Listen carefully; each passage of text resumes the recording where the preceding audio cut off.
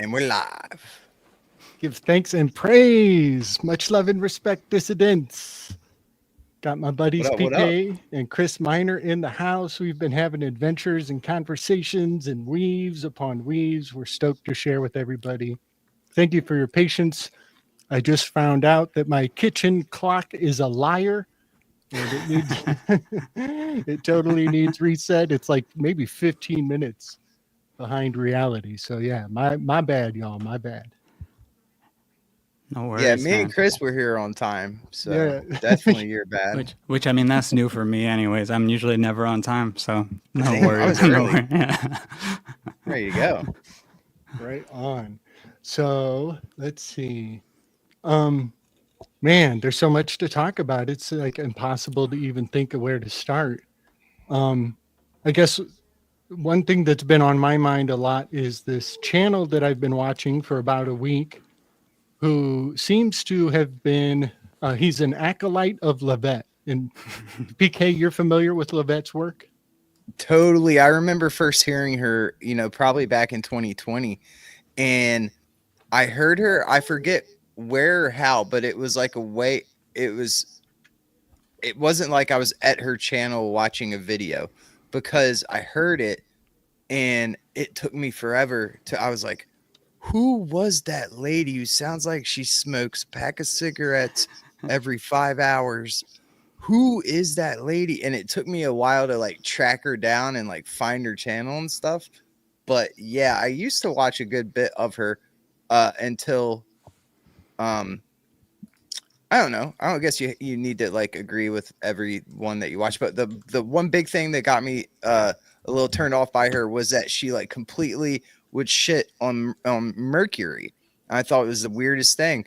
She was like to the point where she was calling like Mercury the power of the they, and how we need to take the Mercury glyph and flip it upside down so we can like invert it and like take the power back. And she like really shit on Mercury, and I'm like, lady, I think you don't understand what the hell Mercury means. That you're like, but this too, in her defense, this was years ago, so maybe she changed her tune on Mercury. I don't know, but I'm familiar with her. Yeah. Okay, Chris, Yeah. you know Levette? Yeah, I think I had heard about her originally from actually Matt McKinley from Quantum of Conscience.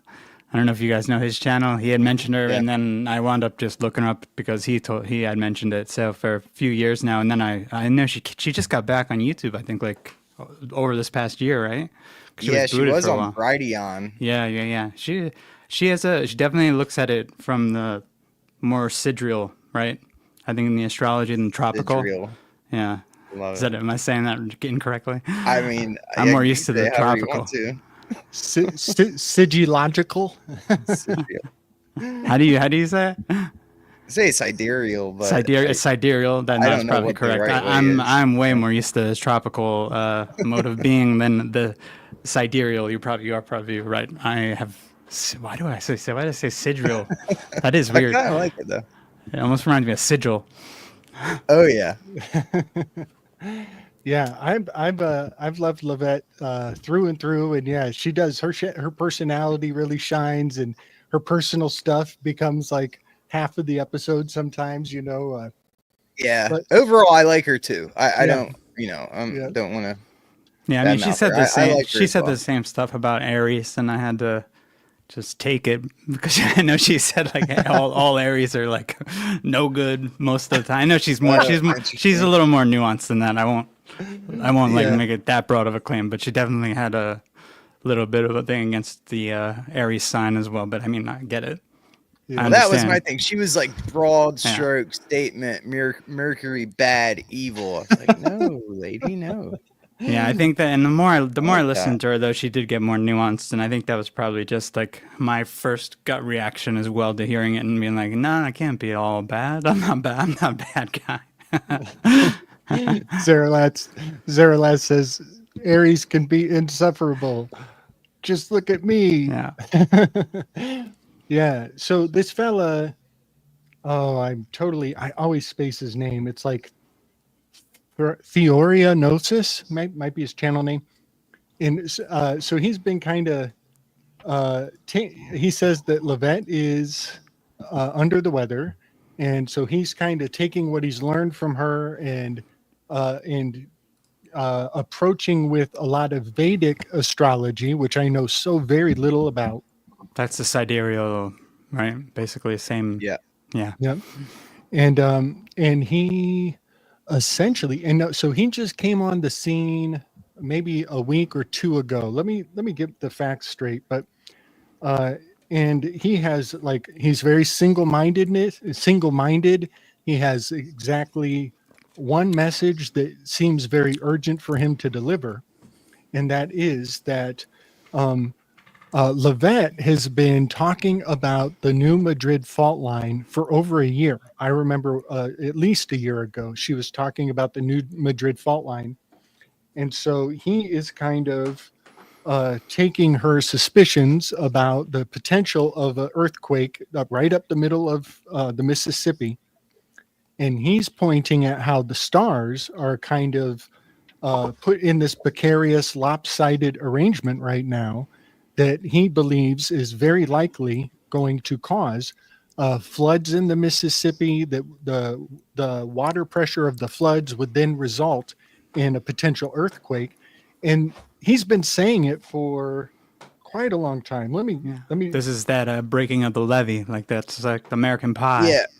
He has. I watched that video and it was like, it's interesting. It's cool. I like people, predicting stuff, and I think it's interesting. But then he ties it back. What was weird to me, or I couldn't really make out, but he tied it back to the Cairo sign, the Hero sign, and essentially said but this is why. Right. So the channel is :thread-gnosis is the name of his channel. And I'm looking at it. Actually, he started 3 weeks ago. And right out the gates, he was talking about a potential earthquake in this New Madrid, and kind of hailing back to 1811 when they say there was a lunar standstill way back in 1811, and that was the year of no summer. And this is also, to throw a whole lot of information out at once. It's so amazing how long ago I was studying this stuff, and here he is telling us that it's culminating right now. So in 1811 was the Battle of Tippecanoe, and this is the beginning of the curse on the bloodlines of the presidents. Some call it the 0-year curse, or some call it the 20-year curse. And Tecumseh was actually not at Tippecanoe. He was off rallying troops out west. It was his brother, Tenskwatawa, who was in command at the Battle of Tippecanoe.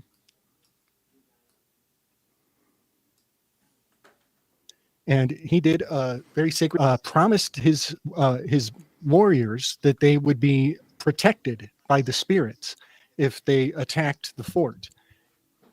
And so all rallied and they went and attacked the fort, and a lot of them cutting out. Gabriel. Okay, sorry guys. Attacked the fort. Okay, yeah. So they went and they attacked the fort, and a lot of them were slaughtered because of it. And they came back to Tenskwatawa, whose name translates to the open door, TOD, the open door. That's also the Notoricon for tribe of Dan, TOD. And so when they come back to him, he's an interesting character. They say that he has one eye missing because he had a misfire on his bow. And somehow it's actually possible to misfire your bow and have it shoot back in your eye, which is really complicated to explain, but it is possible. And but that's also kind of a astrologer's symbol. If you're staring at the stars all the time, it's actually helpful to close one eye to focus in on the light. So he's also an astronomer priest. So they come back to him and they say, yo, man, I thought you put a protective spell on us. Well, look at how many of us were killed. And he's like, you know what, guys? I hate to tell you this, but last night my wife stole my juju. He blames his wife. He blames his wife for the spell not working. And he says, I'm going to do another spell and you guys can write out again. They're like, forget that. And so the Battle of Tippecanoe, our buddy Kyle from Tippecanoe Herbs, he knows all of this way better than I do. I am barely scratching the surface of how much there is to tell. But this battle, the commander at the fort, his name was Tyler. I think Tyler, and they go on, they slaughtered the Native Americans, and Tenskwatawa puts a curse on the commander of the commanders, which goes all the way up to the top of the chain, which is the president. Well, the commander at the fort, he went on to run with Tyler in the presidential elections. And this is the beginning. The very first presidential slogan in American history was Tippecanoe and Tyler too, was the very first slogan. Jesus. And the word right out the gate with the AI reference too there with Tyler. Isn't that the name of that AI that the Annans were playing around with, Tyler? Good call. Yeah. Good call. And so the 20-year curse on the presidential line, it actually came true for every 20th year. If the president is inaugurated on a year that ends with a 0, then this curse will happen. And it came true all the way up till, I think, Nixon dodged it, and then Reagan dodged it. But Biden was in the crosshair next one. And I actually believe that Joe Biden was... We all know what you said. We all know. Yeah. Yeah. On 7/22, Joe Biden had a huge removal from the chessboard, went off radar. They had emergency vehicles driving through, I think, Las Vegas, somewhere down in the Southwest.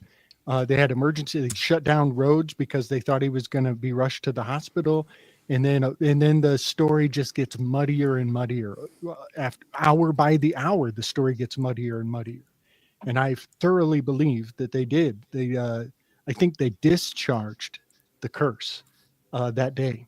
And everything that they put out ever since has been, doppelganger for the sake of not having to deal with the 20th Amendment, which is the lame duck, Donald Duck, lame duck presidency, is the 20th Amendment.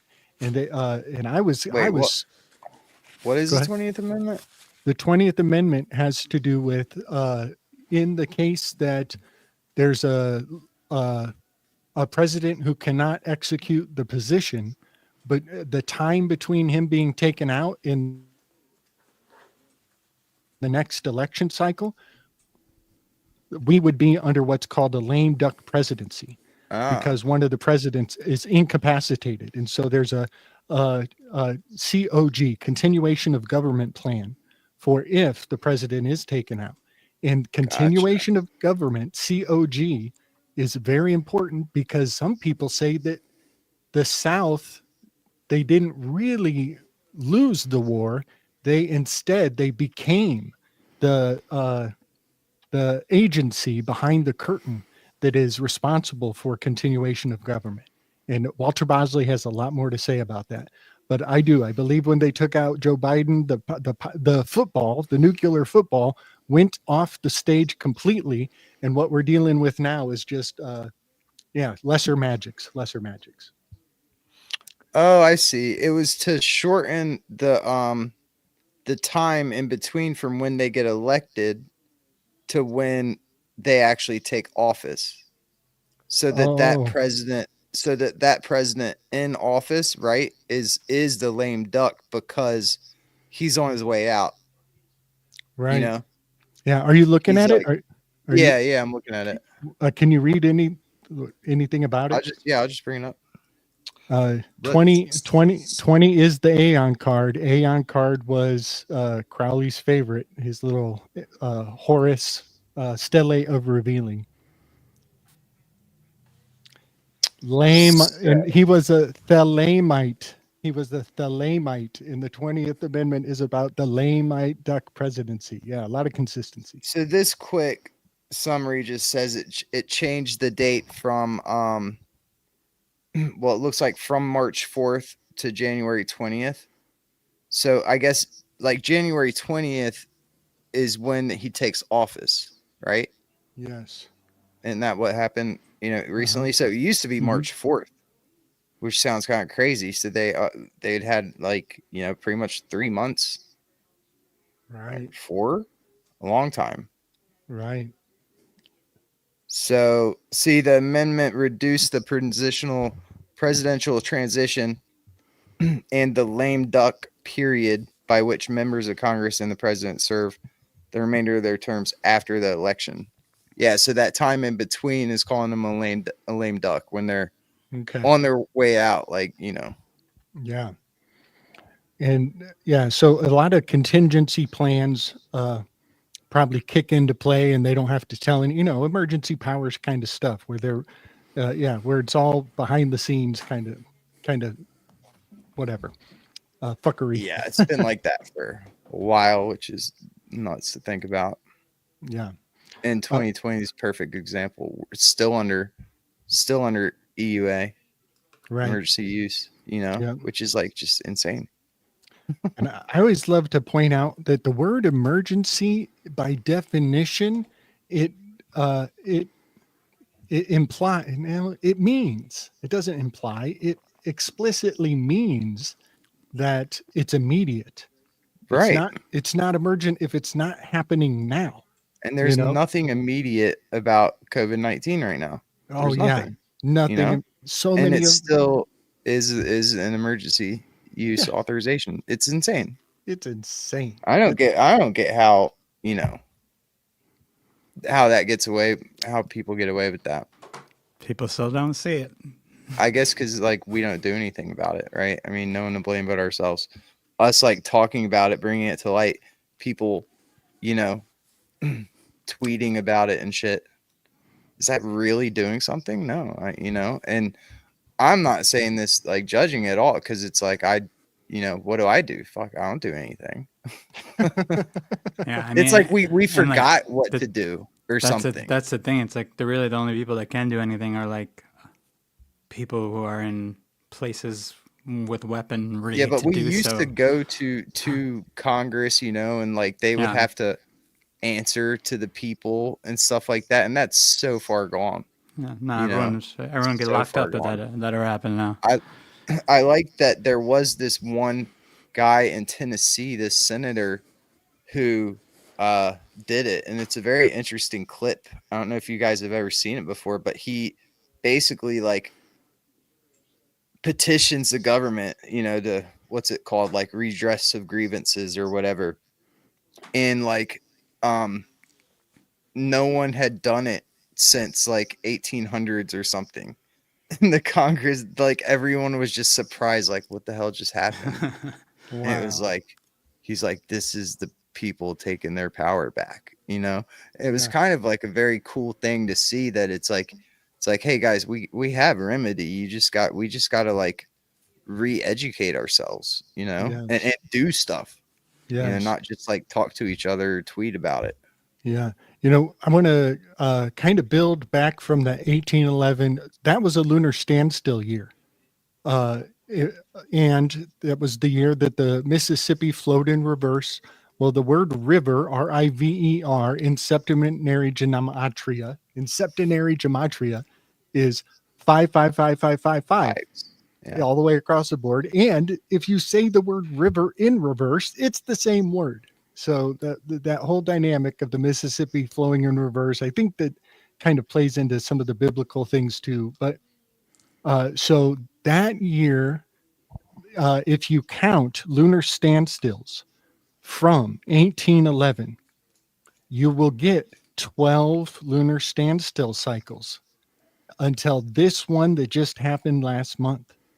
And 12 is the number of stones on the breastplate of an ephod.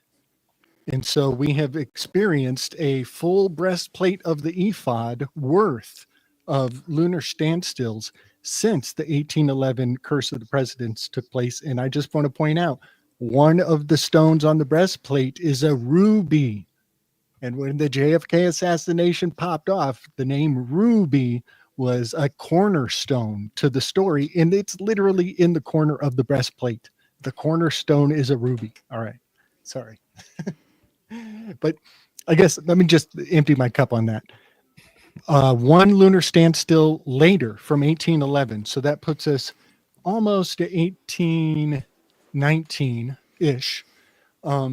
Is that right? No.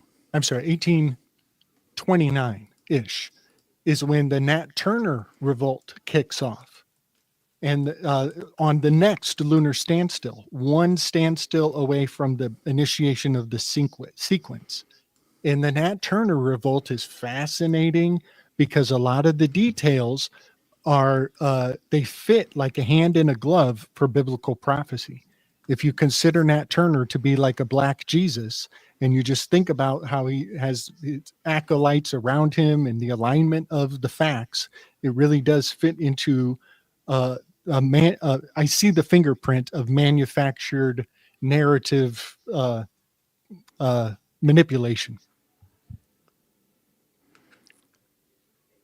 Oh, wow. I'm nice. just checking out some comments. Yeah, this one was interesting. Zero Life, big up. Yeah, buddy. Yeah, and think of how like taking out a president or plugging one in for a prolonged period is actually kind of screwing around with the 20-year curse. You know what I mean? If they're like, damn, this thing is actually happening. Well, then we got to put FDR in for double time, or we got to, and I thought that taking JFK out was actually maybe finagling the Breaking curse, it.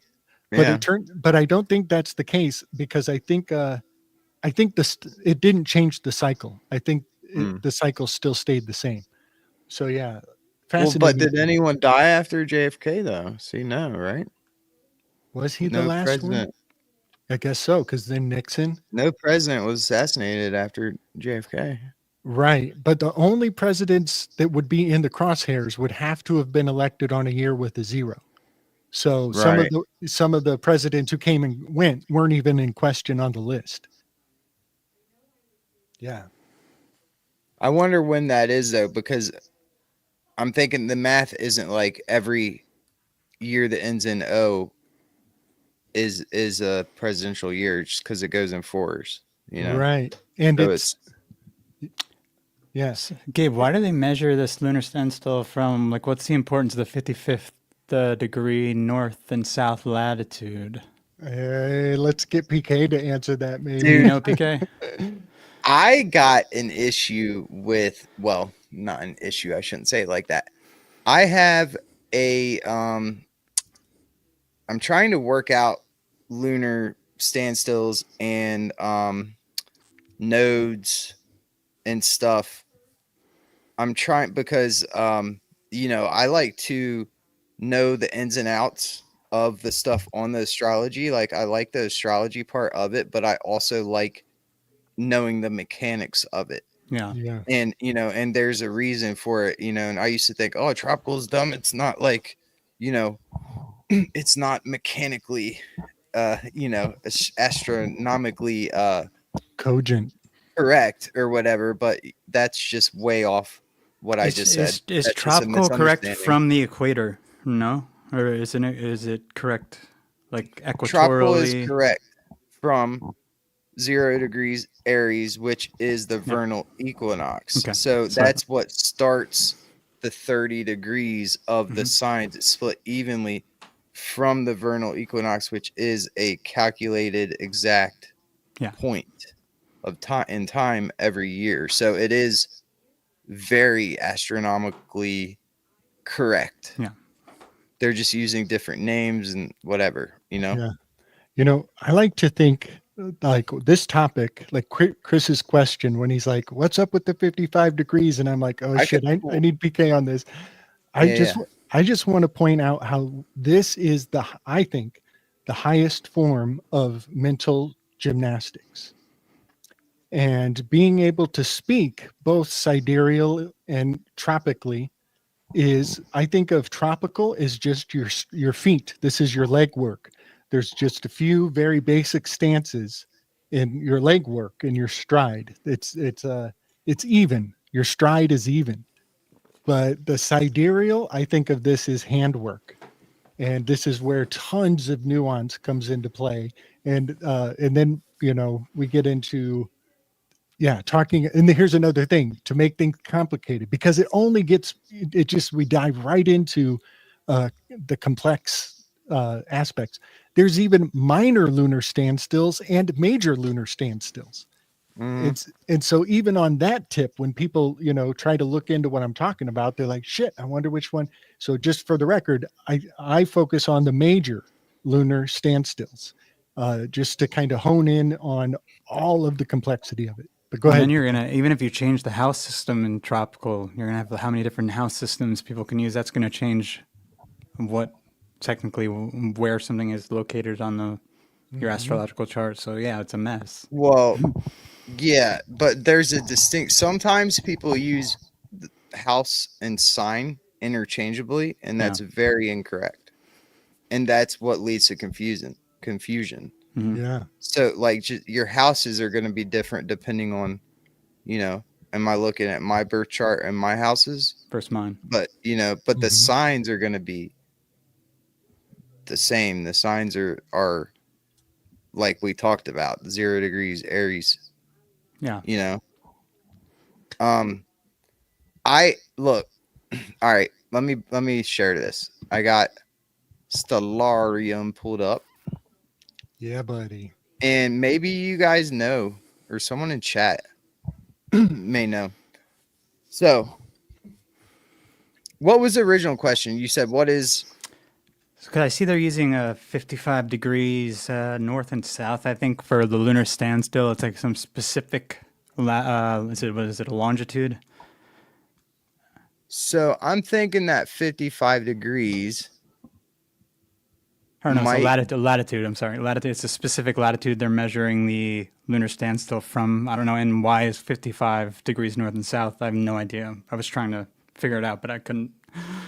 I just looked at it just because Gabe had mentioned the 555, and I know that's a big Thelemite number. And so one thing too, I'll say, I feel like almost like a lot of people on the internet are confused with this lunar standstill thing, because it's like, me and Gabe have been through this before, where we'll look stuff up and it's like people are giving different answers, and it's seemingly coming from not just any like Joe Schmo website, like credible sources are either conflating terms, or it was just very weird. And so that's adds to the confusion, in my opinion, as to what it is. But so the lunar nodes, see, I got the orbit of the moon right now is this red line.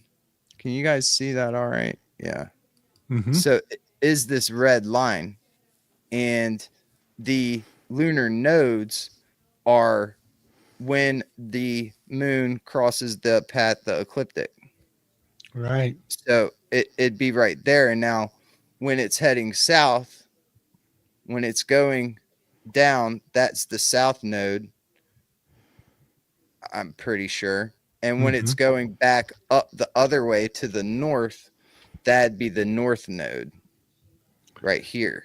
Right. And you could see, because we just had the vernal equinox, which is here. So see, I don't know this much about astrology. If that is why the what's it called again? Node is here. Like the node seems to be right pretty much on. Let me pull up a astro chart. This is one reason why I'm looking more into this stuff. So this has the nodes. So yeah, you could see the node here is 26 degrees Aries, and that's what I'm looking at essentially here.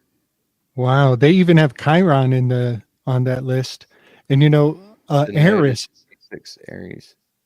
There's a little planetoid named Eris that is also in the neighborhood, and that's the name of chaos. It's a minor planet, kind of like Chiron, Okay, but so real quick, I'm just gonna throw it out here into the ether universe, and then maybe someone will be so kind to, I don't know, hit me up on Telegram or answer in the chat if it's that simple. Here's my question. So with these lunar nodes, if you there's two different things. There's a true lunar node and a mean lunar node. And the mean lunar node is like a calculated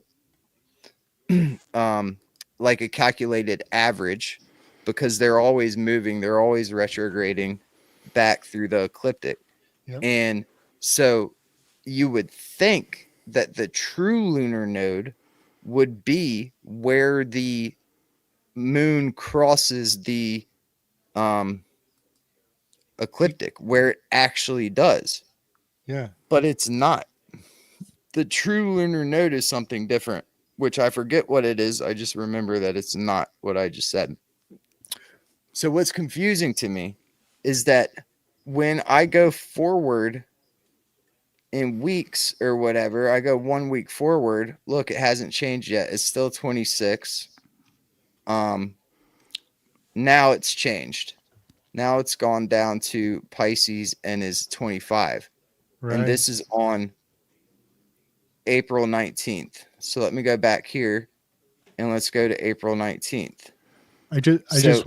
I want to mention something just peripheral, but the Blaze star on the other side of the zodiac, 180 degrees away, the Blaze star in Corona Borealis is allegedly a new star has been born, and we're actually in the waves of that event. We have been for a while now, and we will continue to be almost all the way to what you're pointing at when the node crosses into Pisces. And I just want people to think of that, but also we're about to move into the Lyrid meteor shower. Is the first meteor shower in the cycle after a long drought. But I just wanted to mention those things as we're looking at the calendar and that jump of the node crossing over. There's so much going on right now, and we're not even talking politics. We're just talking about in the stars, right? The highest jurisdiction. All right, I'm sorry I interrupted. Go ahead. Well, and so I'll just I'll quickly wrap it up. So what I don't get, a true lunar node should be, in my opinion, like right when this moon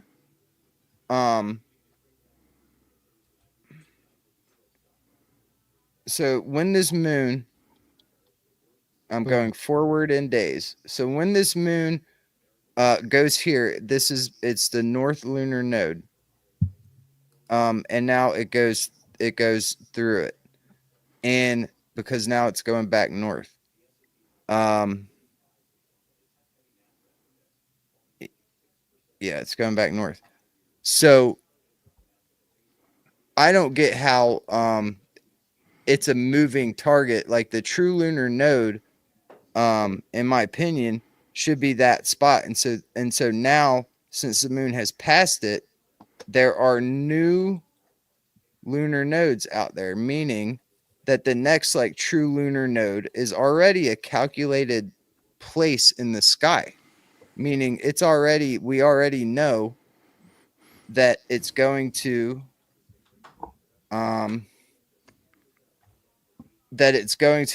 go back south at a certain place.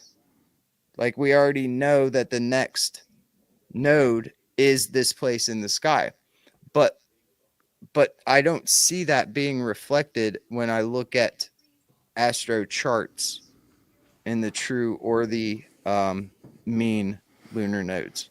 Did that make sense at all? Yes, because it echoes my own confusion. I have the same. I'm kind of confounded about, and that's why I think that that's why it's so impeccable to speak in as much detail as you can, you know? I feel like, so my understanding is so bad right now, I feel like there should be 3 nodes. And so one could be the future node. There's always going to be two future nodes, right? So we'll just say we're coming back from the south. So say we just pass a lunar node, we pass an ecliptic. That then we can call the past node. Right. Then there's going to be 2 future nodes, one going north and one going south. And then so there will always be 2 in the future and 1 in the past. Damn. That's how I think it should be, but there's only 2 and they do it in a mean way. I think it makes more sense to do 3. I like that. I like that a lot. Yeah, I should write a paper. I should write a paper about this. I think you got a new pet that can do it for you. I'll just tell AI to write a paper for this, and then I'll say I did it. Yep. So, yeah, we live in such amazing times. I love talking about so many fascinating things in the heavens, and then we get around to the mundane shit. You know what I mean? Yeah. I don't feel like I did the best job explaining that, but that was kind of my first try explaining that to someone. I hope it made sense to someone out there.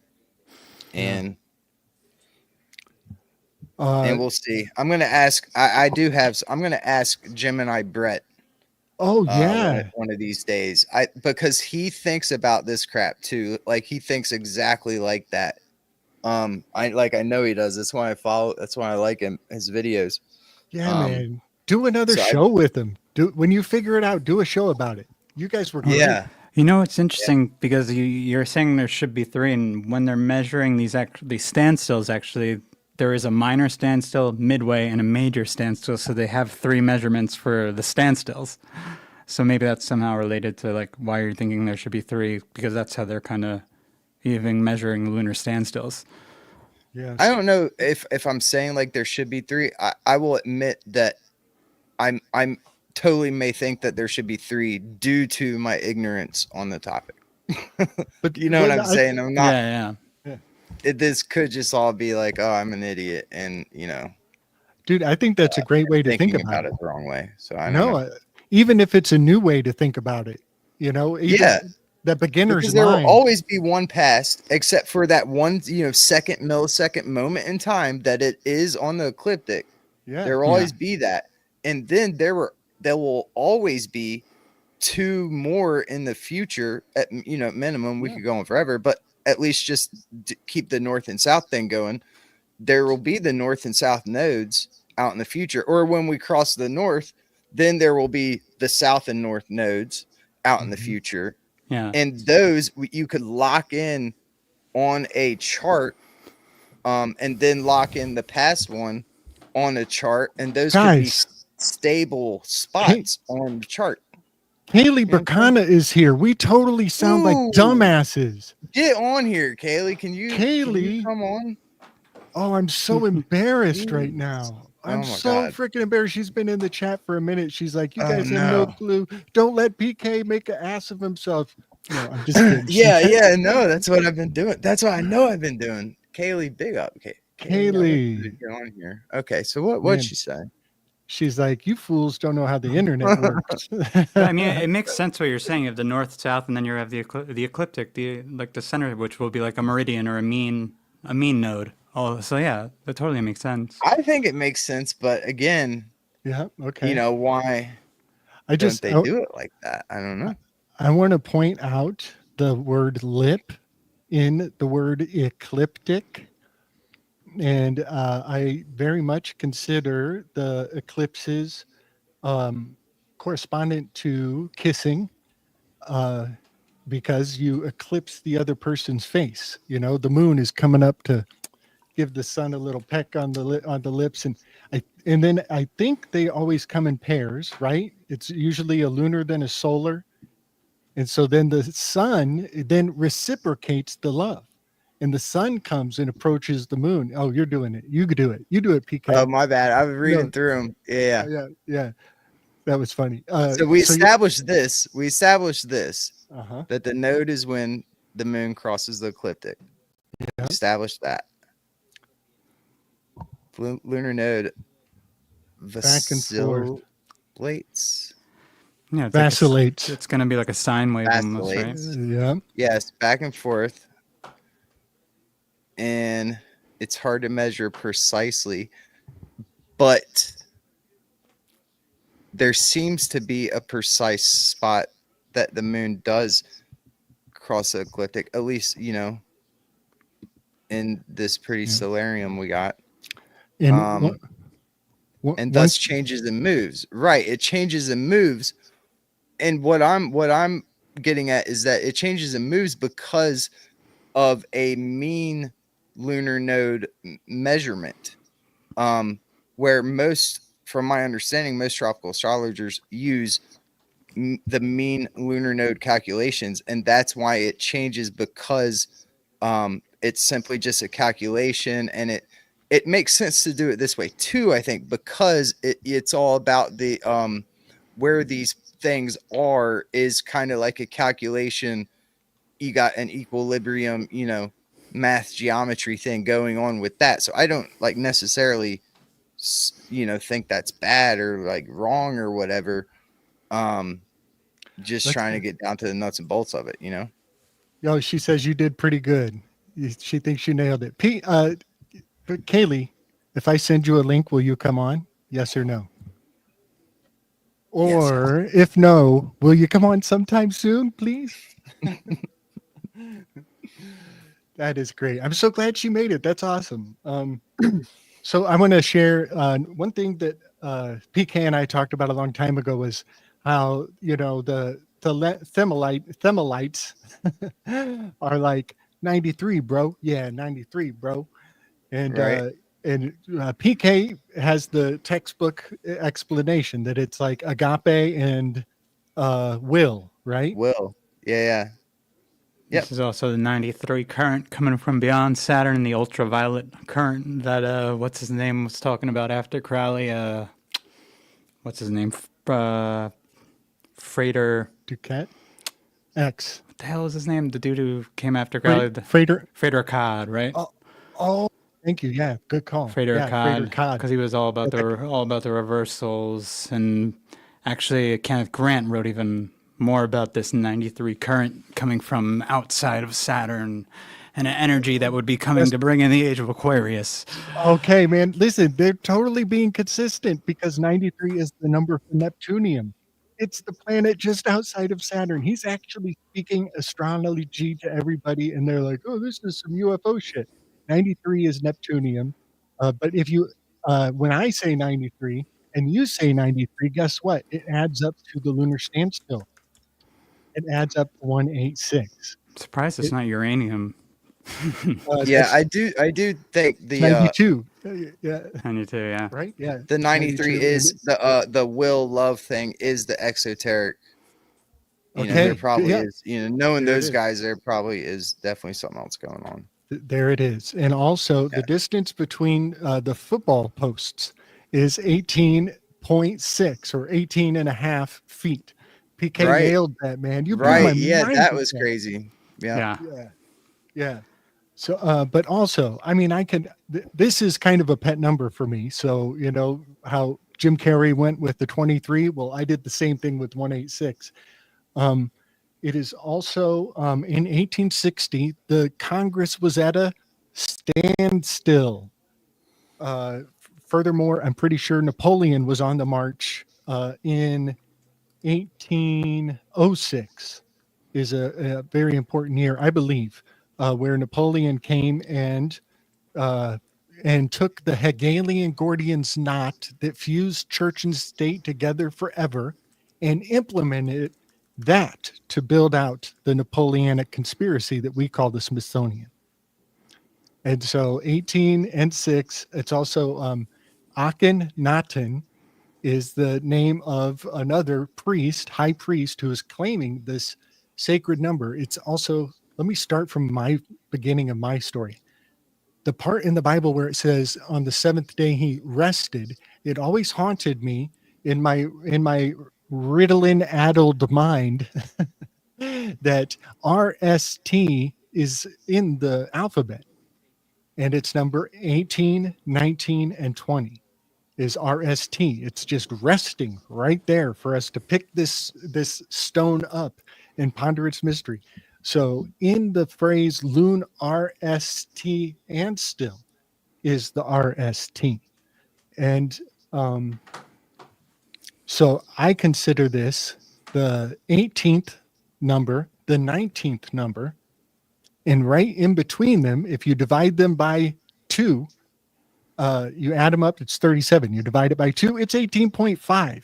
It's basically the lunar standstill number hiding out in the fundamental of our alphabet.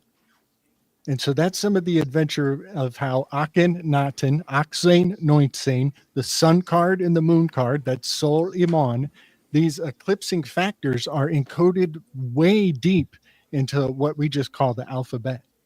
So, yeah, I just wanted to share that. So when I hear these guys going 93, 93, I'm like, yeah, I check your lunar standstill. Go ahead, Chris. You know, it's interesting too, because as soon as I see the 186, I want to say 187 because 187 is like a murder code, but 186 is actually usually it's like a runaway, like you have a it's runaway emergency. So it's like the exact opposite. Basically, you have a death and you have a fleeing. Yeah. It's fleeing. That's interesting. It's a Mosca, PK. it's a Mosca. They're fleeing. We were talking about Blake's flea painting this week. Oh, here. Oh yeah. I remember that. The Kaylee's almost. Oh, Kaylee's down. Kaylee's down. I'm going to send a link. But yeah, the flea thing brought up a lot of. I already sent it to her. Like the chimera. I sent it to her. Check your telly. Thank you. Yeah, man. So do you guys follow any AI channels? I have one in particular that I like. I follow a couple. The one my favorite one is Matt Wolf. Okay. WOL. He's got almost 1 million followers. Like, it's a big channel. But that's one of my favorites. He does an update every week. Usually that's all I check out. And not even every week, but he does every week. I don't watch every week, but on Friday he'll release like AI news of the week, you know, and it's like a 20-30 minute video, and I'll dabble in that. What do you guys follow any or what? When I need to, like when I hear about something, basically like when you were talking today, I started just looking at what you sent over, but if I need to, I'll just search it based on stuff I'm hearing online. Yeah, at first I thought you were asking if I listen to channels that are right circulated. No, I by mean like AI news or like, you know, people whose channel is solely around. I'm sure I know I've come across this guy who you shared in the chat earlier today before. Yeah, I don't normally, but you know something. This AI in the 19 has been buzzing over and over and over for just so long, and back when the lockdowns happened, I wish to goodness that version of myself could talk to this version of myself today and ask me, what the fuck with the 19? What is up with the 19? Because we've known since the launch that this is A and I. Mm-hmm. You know what I mean? But then I get into tarot and I'm like, well, damn, it's the moon card. And the moon card is Alfred North Whitehead's concrescence. But also 19 is the 8th prime number. And in the Enneagram, that's the controller, also known as the challenger. The challenger. That's the trauma ritual from the exploded ship. Yeah. So profound. This is where we're going. I mean, this is where it's all going. Yeah. Always was. Hey, are you comfortable if I played a little clip, Gabe? Yeah. From his channel? Are you okay with that? Fair Like, use. Fair time. use. Yeah. Okay, It's a short little clip. Let's see if I could do this. Present. I so badly want to start dabbling with sharing videos, but I have no idea the minefield I have to understand. But yeah, let's do some. All right. Oh, okay. Big love, Kaylee. No pressure. Let me know when you're ready.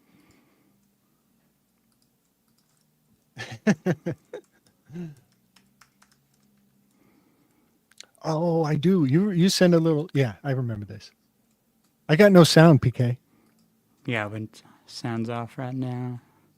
Do I got to do something? I don't know. I think PK, you're muted. PK muted himself. That's why. He's stuck on mute. No, we still can't hear you. My bad. There. Yeah, my bad. I don't get why when I share. Maybe it's because I have to share window. I remember. Share audio, share a tab instead of screen. All right, so maybe I gotta share a tab. Thanks. It's interesting in the Ronan saying Challenger about the twins, AI twins. All right, here we go. Yes. Ready?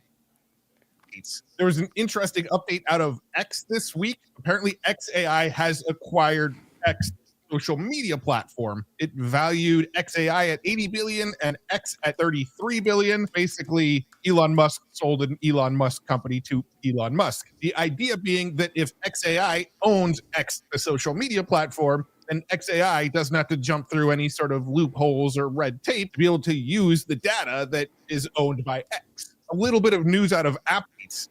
So that's it real quick. And, no fear porn here, but like to say like to not think that X is already not using AI to, know to get the general temperature of the masses is silly because they totally are. So, but what I think is interesting here is it's got like the numbers in it. I mean, 80 billion, and then buying X for, of course, 33 billion. Of course. And I guess I can't really zoom into that, but it's weird because it says like 45 billion less the 12 billion debt. And it like writes that in brackets just so you can like confirm this, like, oh, it is valued at 33 billion because if it's worth that minus the debt. So it's just very odd that threw that stuff in there. But anyway, this is the channel that I like. When I had seen this and when you shared this, it reminded me of which I mentioned earlier with you guys, was the Google X that had the selfish ledger that leaked a long time ago, and then they left Google and just became X Incorporated. And they were this company that says they were going to collect your data, and by collecting your data, they were going to then direct it back at you and personalize stuff to basically direct your life path almost. And it would start from childhood, and it would be like an epigenetic sort of programming. And everyone was really pissed off when that came out. And that they left. And they left Google, changed their name to X apparently, and never heard from again. But then Elon turns his name into X here, and then it's like, oh wait, this is how they're going to get the data. Like, so I almost wonder if there was like this is almost like a publicly symbolic reference to that merger happening. And then you have the double X. You have the double X, which is the double cross at the same time, which would make sense too. And I just want to point at the subliminal in the word cross. In the language of emotion, that basically means anger. And anger is the shadow of the number one personality type. And I'm also going to summon forth card number X, the big fat 10 that reduces to a 1. And this is Deus Ex Machina. It's the sex machine of the government that fucks you on 415, like the Analima. The day that the Analima crosses over is the day that they give you the sex machine of Deus Ex Machina. But also, the Great American Eclipse was the big fat X, right? Right there in Carbondale, Illinois, where Buckminster Fuller was born. Absolutely. And that was also like a double X with the eclipses, or it was an Aleph Tav. Some people say. I mean, there's a lot of symbolism around that sort of stuff. Yes, Yeah. the olive derivative is really fascinating. Yeah. So shout out to Kat for sharing this in And this will tie in nicely. Yeah, this will tie in with the Google X because the church. Yeah. So, you know, I feel like a lot of us have already heard before, you know, people worshiping AI and stuff like that. And this is the story of some millionaire guy who got sued by Google for trade secrets or something and lost it all, so they say. That's like the story. But anyway, what he did was went as far. This article is about how Silicon Valley is Silicon. What do you say? Silicon Valley Silicon. That's what I see. Is worshiping AI, or that. Let's see. The title of the article: Silicon Valley's obsession with AI looks a lot like religion, and then it goes into talking about this guy who was a former Google employee. Actually went as far as to file with the IRS a church, essentially, as a new religion. And, you know, goes as far as speaking like what is going to be created with AI will effectively be a god, not a god in the sense that makes lightning or causes hurricanes. So not like a Zeus god or Poseidon god. But if there's something that, you know, can do a billion times smarter than a human, whatever, what else are you going to call it? It's this idea of the omnipotent, omnipresent God, which is what AI could be if there's like literally cameras covering like every square inch of where humans are and listening to everything, and then has a computer. You know, that's crazy to think about that in that way. It could be omnipotent, omnipresent. Yes, even. You could almost say that the scientific optimism is a compulsion to prove the Bible's God wrong by manifesting it by the hands of man. Yeah. By creating it artificially. Exactly. This is exactly that. Mm-hmm. This is the demiurge Internet of Things. And this is like Meow just said, that's exactly what it is, though. Everything he said it's not is like, everything they say it's not is exactly what it will be able to do. It will be able to do anything if they really can do the things they're claiming with this stuff. And then there's always the reveal curtain of some people are comfortable thinking we're 10 years behind what is actually already happening. And then you're like, oh, some people are thinking we're 30 years behind. What's yeah. Oh, wait, some people's imagination, your 10 years in what they already know is possible actually turns into 100 years right away because of their frame of reference. And so totally. It's fear. Yeah. Yes. And also one more thing about the Deus Ex Machina. Oh, PK, does he mention Roku's basilisk at all? Actually, I don't remember if it's mentioned in this article. It was mentioned in something that Kat shared, but I guess not this article. Maybe the one she shared right before this one. So I want to. But no, it's not in here. Yeah. Wait, so this is the guy who was pardoned by Trump who started that? Yes, this is the guy who Trump pardoned this dude because he got sued. And I think so he got sued and like lost that. He got sued and lost everything allegedly to Google for you know, stealing their trade secrets or something to that effect. And then I think there was also some criminal charges possibly, but he never served any prison time. He filed bankruptcy and because of a $179 million lawsuit. But he never served time in prison because he got a full pardon from Trump by the nudging allegedly of Peter Thiel, I believe. Fucking Peter Thiel. So Thiel. I mean, it might be Thiel. I just see Thiel every time. Let's just call him Peter Tingle. Thief. Looks like a thief. Yeah, it does. Totally. And 179 is the 41st prime number, and 41 is dead center of the magical square of the moon. The dead center of the magical square of the moon is 41. And Teal was the partner of Musk, or Musk partner, whatever that whole thing was, whether or not they're front men, who knows, but of their platform, which was originally called X before it was called PayPal. So another X. Yeah, and he's in everything. Like the last time I looked into Teal was, I don't know, maybe a year ago or less, but it was like the whole Palantir Lord of the Rings thing going on.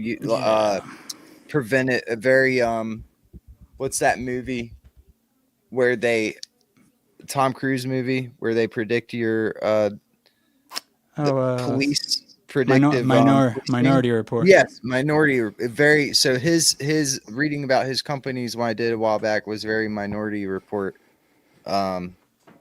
Preventing crimes before they happen, using AI to do so.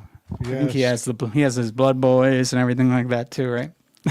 To stay young forever, so we get into the age regression and immortality sort of. And so one of my thoughts of this whole like using making a religion out of AI, calling your AI God, like wouldn't it be a great business idea to do that, to and how far could you get with it? Be like, I'm developing everything I'm doing here is under my religion, is under my church, because this is the thing that we're worshiping, the thing that we're creating, this AI. So it's like, would be an interesting loophole, seemingly, right, to create a religion out of that. Then you get all the benefits of that. Absolutely. And is that book related to the article? Does that Epstein name in the book? I was like, what the? Yeah, tech agnostic. Or is this an ad? Yes, this dude is I forget who he is, but he's someone I don't know if he's I don't think there's any relation, but who knows? Just weird. I forget looking into him who he was. But anyway, it was an interesting article. And the other one, no. Oh, but that's close enough. It's close. It's close. I dig it. I just love to point out, I actually do believe in Roku's basilisk as a linguistic. Mormon transhumanism. I didn't even know that was. Jesus Christ, these goddamn Mormons. Go on, my bad. Freaking space Mormons. So yeah, I am totally okay with Roku's basilisk being strictly linguistic. I love that, and I think there's more to it than we'll ever really know. But I want to point out how the formula for Roku's basilisk is basically the formula of how finance works, but just kind of put with a metaphysical spin to it. But like, think about how economics is such that if you work to its benefit, you are rewarded. And if you do anything against finance, then you're punished. And so the concept of Roku's basilisk, I like it as a language thing, but it's already here real quick. Let's explain real quick what that is, because we kind of assume everyone knows it, and of course you can look it up. But it's like, what are you saying? But I know probably like most people in the chat know. I feel guilty because it's considered sometimes hazardous information. So, from my understanding, it's the idea that there's this AI. It has to do kind of like with time travel. It's kind of weird, but it's like this AI in the future is something about that it's gotten so far that now us being in the present, if you do anything that is against making it come to fruition, making it be born essentially, then it can spite you or do bad things or correct your ways to make you go toward a direction that will make it become real. Right. Yeah. But look it up. because there definitely is better explanations. And I probably missed a lot, but Yeah. it's Roku's like like the TV Roku, right? ROKU. And so that could be a little paralleling. But anyway, Roku's basilisk was it BASSI? That'll get you there. BASILISK. There you go. Yeah, and let's there's definitely some Stanley Kubrick somewhere in the mix with that word. Yeah, it's crazy. Well, because the basilisk is almost like it's like a chimera kind of, right? A dragon-y, snake-like chimera. Yep, I might actually check that for a straight anagram. Yeah. Stanley Kubrick and Roku's basilisk.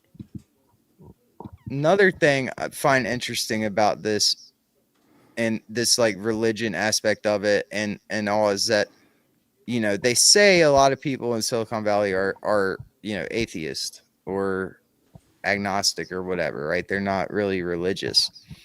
And so it's interesting because even one of the things is called, you know, AI singularity. Everyone's kind of heard of that. And that's the idea that, you know, and with this computer stuff, there's all these parallels to the religious, to the occult. So like a singularity would be what the Christian, you know, monotheistic God is the singularity, you know, yes. is the one, right? Yep. I want to read the definition from Black's Law's Dictionary. If it's in this one, I hope it is. M.A. Just the letters M period A in finance stands for mergers and acquisitions. And now we look, and that would be the ultimate of the singularity. You know, the cat that ate the mouse, that ate the spider, that ate the fly that you thought was your email. And so MA, mergers and acquisitions. And now I just want to point at Obama, Barack Obama, right? And this whole idea is kind of, just deifying some kind of concept that is an inevitability like Thanos. Thanos was purple like this card, by the way, when he snapped his fingers. We better be thinking of Deus Ex Machina Thanos. And that might even be his the glove. Oh shit! Because in Italian, the word for monopoly is the word gauntlet. Monopoly is the same word in Italian for the gauntlet. So yeah, the ultimate monopoly of the Thanos snap is the singularity moment. That is that card right there, y'all. Okay, I got to go to the bathroom. I'm getting excited. Before you go, speaking of this whole basilisk thing, Grimes had a depiction of this in one of her music videos when she was still dating Musk. Yeah. So Totally. he seems to have enjoyed the joke. Grimes, she's kind of at the end of the word Enneagram. Grimes. I gotta hit the head. I'll be back. I'm listening though. All right. Yeah, so that Epstein dude was a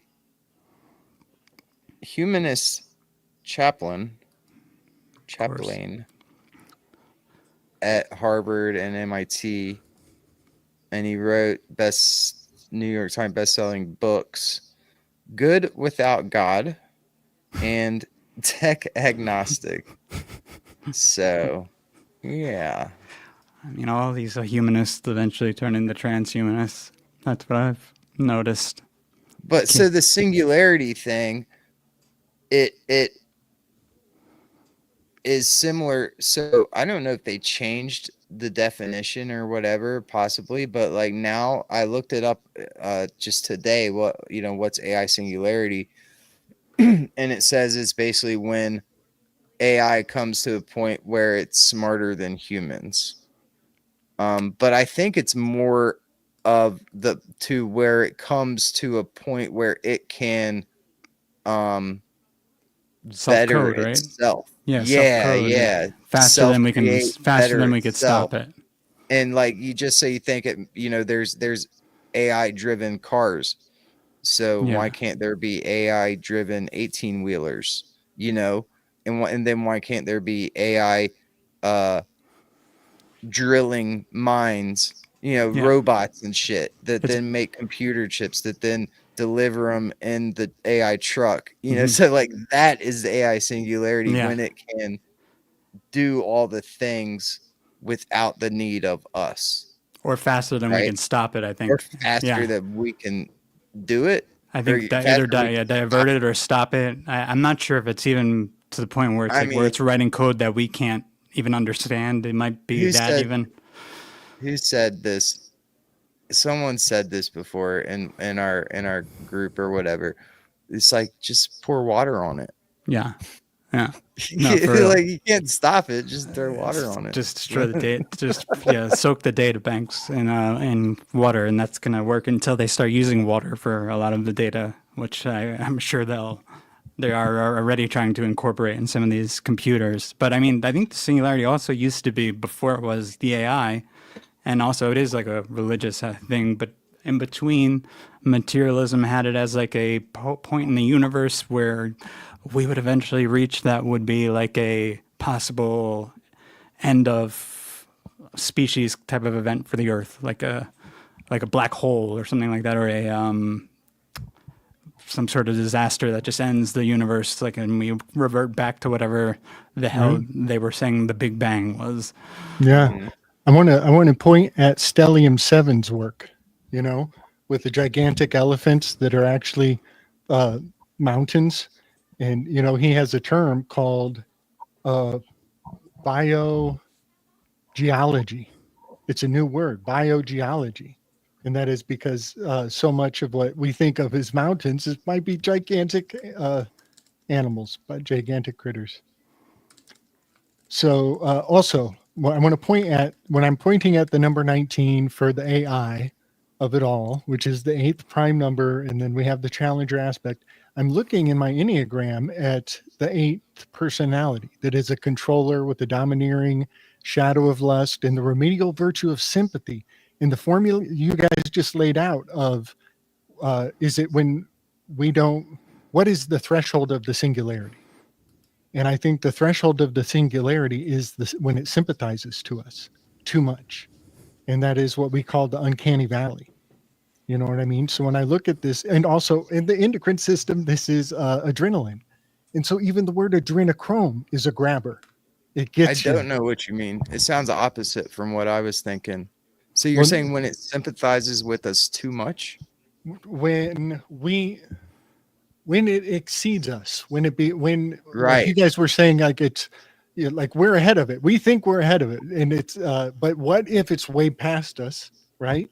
And what if it's been way past us way longer than they're telling any of us? That's the whole thing. But all of this is to the number. All brings me to the number 8 in the code of codes of the Enneagram. And then I just want to mention that that's adrenaline in the in the endocrine system of the Enneagram system. And it's also the 8th muse, who is Terpsichore, but it's the 8th Devi as well. And that's Mahagari. And something I just failed to mention all this time was we're in the middle of the Navaratri, fellas. There's a Navaratri happening right now. And today, I'm pretty sure, is Katyayani's day. And she's the muse of marriage.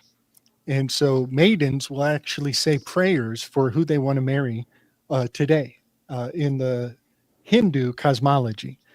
But the crazy thing for anybody following my channel is I've been following this Navaratri around the calendar a few times. And there have been really fascinating events that always pop off during the Navaratri because it's pursuing the eclipses. I believe that the Navaratri is on a code that kind of can expand or contract and actually capture eclipse windows. And so so we're in the spring Navaratri right now. 180 degrees, about 178 days ago, there was a Navaratri for the fall. And during that Navaratri was when Chuchinchan came through and chopped the ear off of the Draco meteor shower that we talked about so long ago, PK. And but also there was that's Nietzsche's birthday. That's Crowley's birthday is just a week apart. And that's also the day of the great disappointments of the Millerites. There's all these crazy prophecies that you look back on the calendar. And yeah, so yes. And all of the eclipses you ever experienced also are landing on these Navaratris, you know? So I just wanted to point that out, that we're in day number 6. Tomorrow's day number 7, and it's Ka'al Ratri. She's the Devi of destruction. And right now it's tornado season. So this is kind of the title of this episode is Tornado Seesign, and tomorrow is Natural Disaster Devi Day.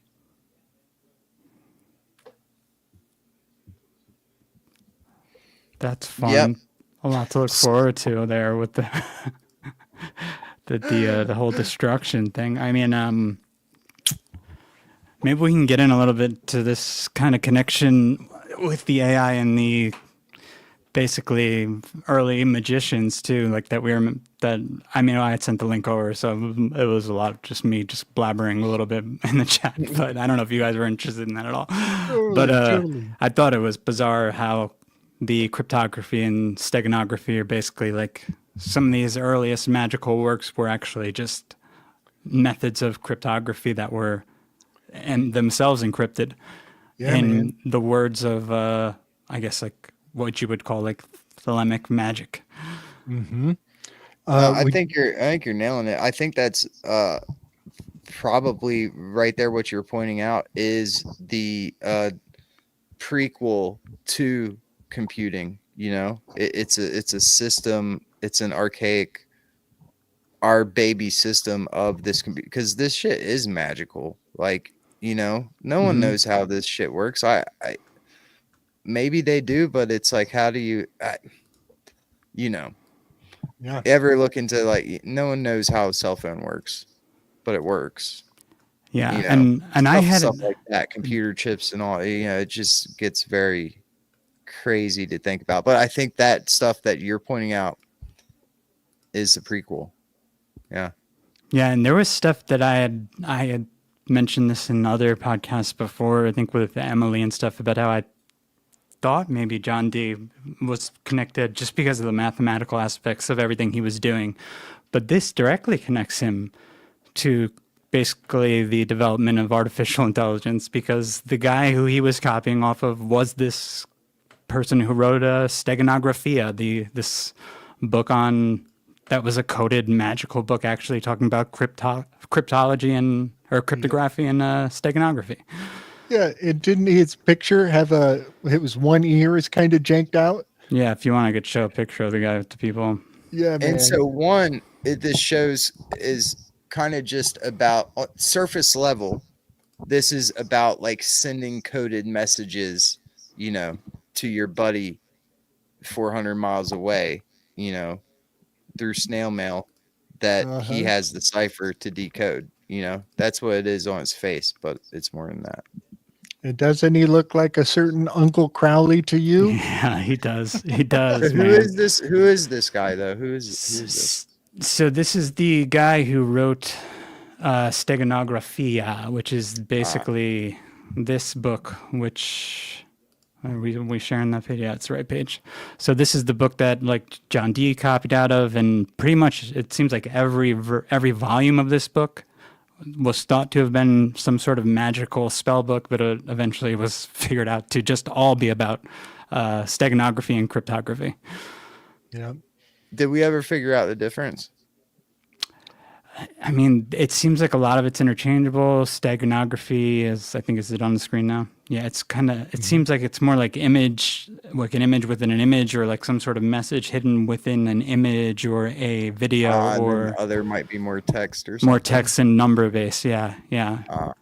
And like, this is like, here's a chart right from it that John Dee had copied. So, I mean, this is what John Dee is working in. And I mean, this goes all the way back to the Greeks. So this is you could call whatever that the Enochian key thing, magical John Dee thing, you could call that steganography. I mean, and that's where I guess we don't really know, because that's I don't think this necessarily is part of the workings where he was conjuring these, whatever the hell he was conjuring, if he was even conjuring anything. So the question is then how much of the work that Dee and Kelly were doing was just all like cryptography and how much was an attempt at something more or different than that? Is there a difference at all? Or was it always just to bring about this AI?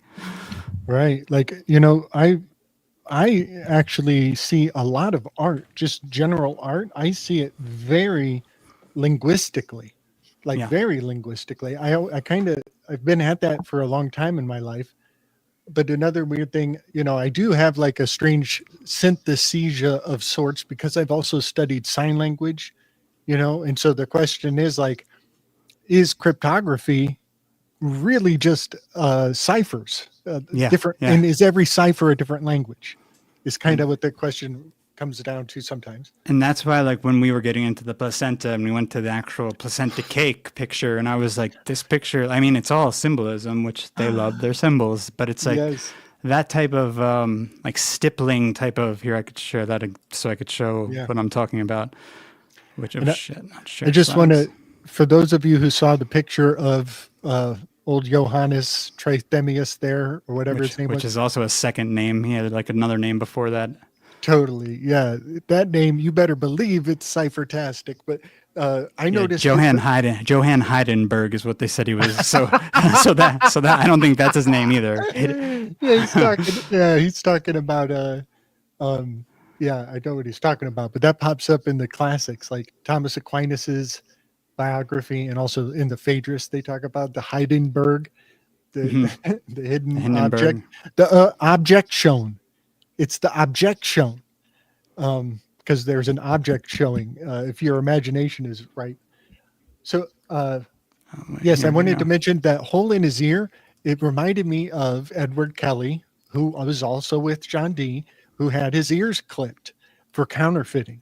And so for those in the know, this ear castrated event is an inside nod to the click. And our boy Chumpster had the same ritual in plain sight, where he runs away holding his Edward Kelly. And Crowley said he was a reincarnation of Kelly. Yeah. I never thought of it like that. So from counterfeiting, or where do you get that from? Or is it just like being a cheat and being deceptive, or was it specifically because he counterfeited? Because he counterfeited, which it kind of builds his reputation as an alchemist, because he might have been dabbling in the value of weights and measures. But I just want to point a finger at Newton right away. Newton put together a secret investigation squad to go and infiltrate counterfeiting gangs. And so when you hear that Edward Kelly had 2 ears clipped because he didn't learn his lesson the first time, and then you have to think of Newton because he was probably on the other side of the espionage. That's what Newton was more like a good old boy, it seems. Right. Especially in his letters to like this one British high-ranking guy like Duke or something. He's like, I'm your humble servant, all this. Yes. Stuff. And one more thing about Edward Kelly's biography that is hilarious after his days with John Dee. It's so funny. He gets captured by royal, I think it's after the Rudolph II extravaganza. Then he goes on and he gets picked up by another king, and he's like, you're going to make lead into gold for me. And he locks him up in a castle. And Edward Kelly tries to jump out of the castle and breaks both of his legs. He gets captured. He gets dragged back up in the castle. And then I'm pretty sure he tried to sneak out of the toilet and get through the plumbing to escape from his captivity. Oh my God, there's a lot embedded there. I mean, think about like because when you say clipping of the ears, it makes me think of like how the mob would be like, they'll break your legs, which he does. And then he tries to swim with the fishes by going through the plumbing. It's just a lot. The Rockefellers and the Russians have a modus operandi for killing people that is throwing them out of a window. Oh, you know yeah. What I mean? Yeah. Yeah. That's the Rockefeller. Yeah. such profound weaves. So steganography. I just want to, can I tell that story I told in the telly about the girl? Yeah. Okay. So this is a long time ago from a very remote source. So trust me, bra, on this. If you can find this video, please get in touch with me. So long time ago, I'm watching a video of what looks like a courtroom or maybe a Congress of some sort. I do get the sense it was federal. I don't know why, or not just a local courthouse. And it's a bunch of kind of, imagine a smaller derivative of the congressmen, and they're all yelling and arguing, and nobody's getting along. And I think the speaker is trying to get everybody to shut up. So there's like some banging and clanging going on.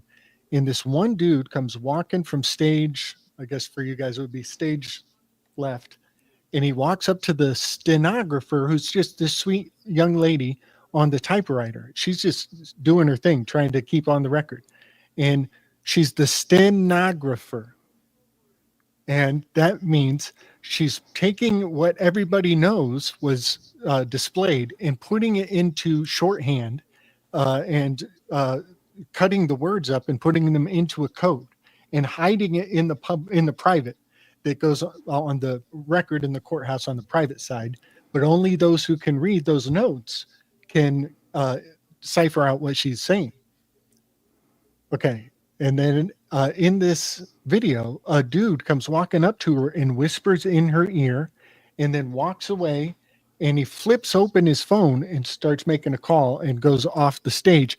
And all of a sudden the girl stands up and she just booms out this commanding quote.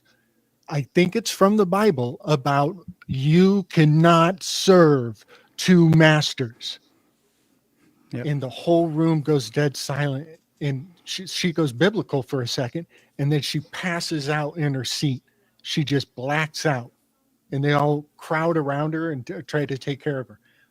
But what appears to have happened, when you can rewind the tape and look at those last minutes, it's like he said a trigger word, and she was activated to do this theatrical reminder that everybody in this room has allegiances, has taken pledges to this, to the MA, to the mergers and acquisitions.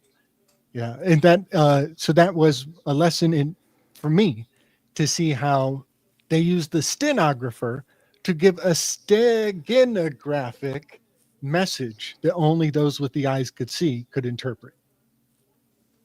100%. And you just said I just realized the Ma, like the Ma ion or Ma aeon, which is the aeon of Mat, which was a huge Thelemite idea that this was what, I mean, it was either Horus or Mat. And Ma'at, I think, was more of like I think it was a later development because it was more of like a balanced idea. Mm-hmm. But I'm not positive on that. If anyone knows better, tell me. You know, PK, I just had a conversation with a brilliant mind who might actually be here watching about the akusmatikoi and the matematikoi of the Pythagorean order. Oh, yeah? Yeah, and I want to bounce it off of you. I just want to know what your first impression or what your memory reflects. I was of the impression that the akusmatikoi have silly superstitions like don't chew your nails, don't piss in your own shadow, or maybe only piss in your own shadow. I forget which. They're the akusmatikoi. That's the inner circle, right? I thought that was the inner circle. And that the outer circle was the matematikoi, who are obsessed with the numbers and worship numbers as though they're deified. And this relates to that article that you shared about making AI into a god. And I always assume with that arrangement that the matematikoi make up the majority, that they act as human shields. So when the Pythagorean temple is burning down, the matematikoi love him so much that they lay their bodies on the fire so he can walk on their bodies to escape. And so there's like a kind of a blind devotion mind control aspect of I think that the inner circle has over the outer circle because they worship numbers. Because they worship numbers, they're controllable. they relate to their social security number. They have the Den Kromverlust. They've conflated subject for object. They don't tell their AI what to do. They don't interrogate their AI. They ask it, pretty, please, would you please do something for me? So this, I think the mathematikoi are people who relate to numbers too much, to its own, whatever. We're kind of seeing it, to each their own on that. But I think the unreasonable, superstitious Akus matikoi, I thought they were in control. What do you think, PK? Well, so first, remember these terms here. I feel like you're thinking math in modern day, where mathematikoi back then, it simply meant learning of kind of everything. Math wasn't math as we think today. Math was all of it. To be a polymath doesn't mean that you focus on math. Yeah. It means that you know all of it. So it's not all about number. Although Pythagoreans, yes, were very heavy number people allegedly. But I don't know. I was looking up this other word, and of course I can't find the Greek, but I'm curious what other Greek words are around this, because all it says is the atus. What do you call it? Atus matikoi? No. I had akus with a K. Matikoi. Yeah. Akus matikoi is more about moral and ritual practices. So it sounds more like trying to go with like priests, like. Yeah. And mathematically engaged in philosophical and scientific. I don't know, man. Which is the inner and which is the outer? What do you think, Chris? Well, it's interesting because there's work that Francis Yates did on John Dee. John Dee actually said that mathematics was not, and I know mathematics being much broader back in his time even, wasn't what he considered the top science, but it was architecture. But that includes mathematics. But being an architect is all of it, like you were saying. By then, we're already shifting toward the modern version of mathematics by Dee's time. So is that then a kind of dismissal of some of the more general mathematics then, because we are shifting, and he's saying there's a higher sort of science, and that's our architecture. Yeah, he's calling mathematics probably more like, like we would think of arithmetic or something. Yeah. I would be my guess. We're living in an age where I imagine might be a great idea. I should be careful where I just blab ideas. We might live in an age where you could do an entire 2-hour episode on every word in the English dictionary. And we're looking at the word mathematics and we're like, where's the bottom of this fucking word? You know what I mean? Where's the Greek of this akus? See, I almost wonder if there's maybe there's two. Maybe the circle isn't split the way we think. Maybe it's split actually in half in the inner and outer. And it's like you have almost like a yin and yang aspect on the inner circle and outer circle. Or maybe cogs. Like the minority cog is the few, the WEF. And the majority cog has more, more cog space. Because you're going to want a little of both almost, I feel like. That is efficiency. That's a Doge. That's a departing Department of Efficiency. That's great. Yeah. So, so my buddy, the way it was presented from his reading, made it sound like the mathematikoi were the ones who had the mystery of it all. And maybe I'm stuck in some kind of supremacy paradox where it's like one has to be better than the other. But when I reflect from what I thought I knew, that the akus matikoi were the few controlling the many, and I look at our life today, I just see that it's all very Pythagorean, I think. No, you're not like hallucinating, making this shit up. I've definitely read, and I could find it, but I'm not going to take time now. But I've definitely read that. Yes, there was an inner and an outer circle. Like I've read that in many places. Interesting. I just pull up the Lima list of this, the AKOU or upsilon in Greek, and it's like to hear. Right. So AKOU omega is to hear.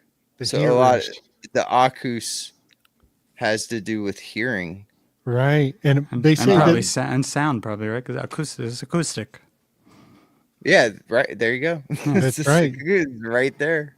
And that actually reminds me of totally acoustic. So it's like the hear and then the mathematicoi.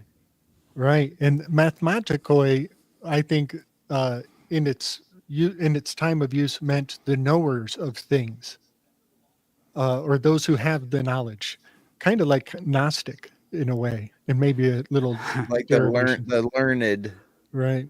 When you just said the here, it was like, I was like, is that another cipher? Are they actually controllers of the here and now, and the mathematicoi are actually projecting into the future, and that's how they break it up. Here we go. Like what?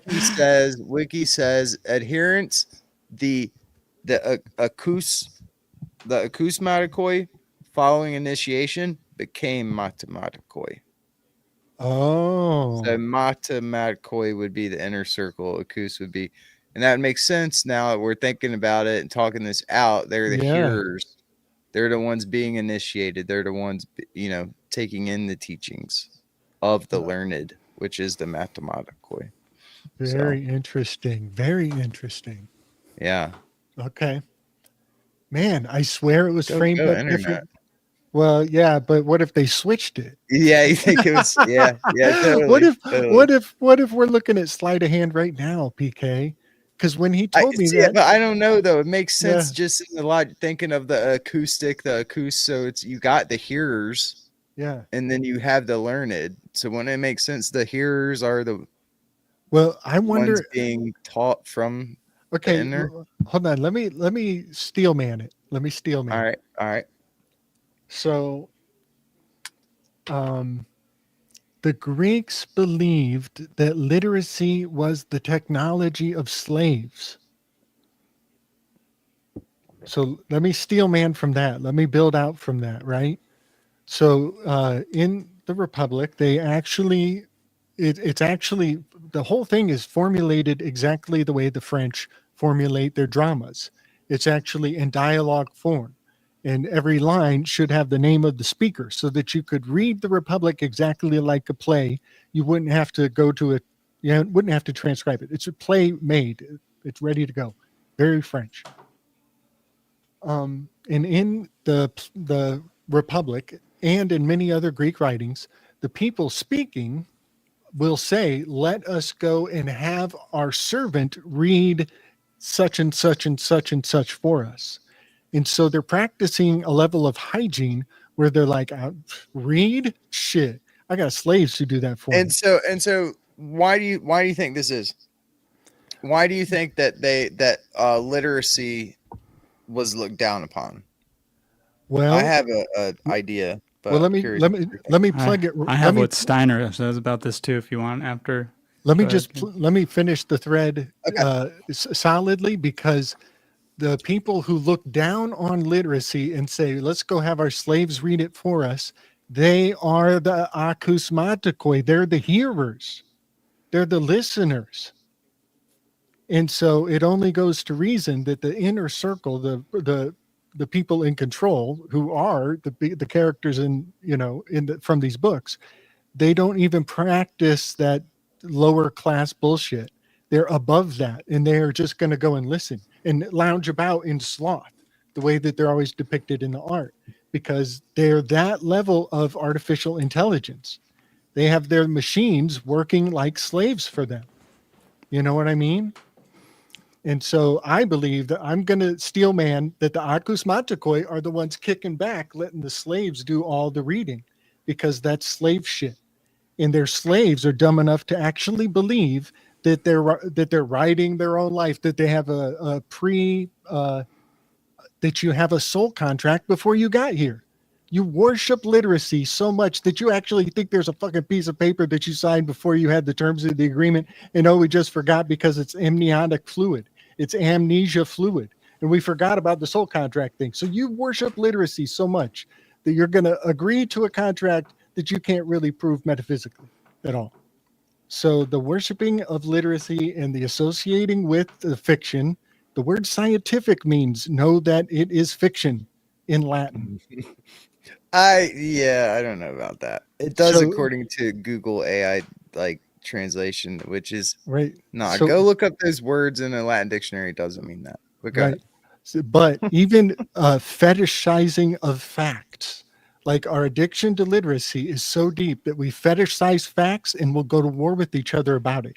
And we'll wear different fashion to signify our clan. And so we don't have to talk about our fetishized facts. We can just get to killing.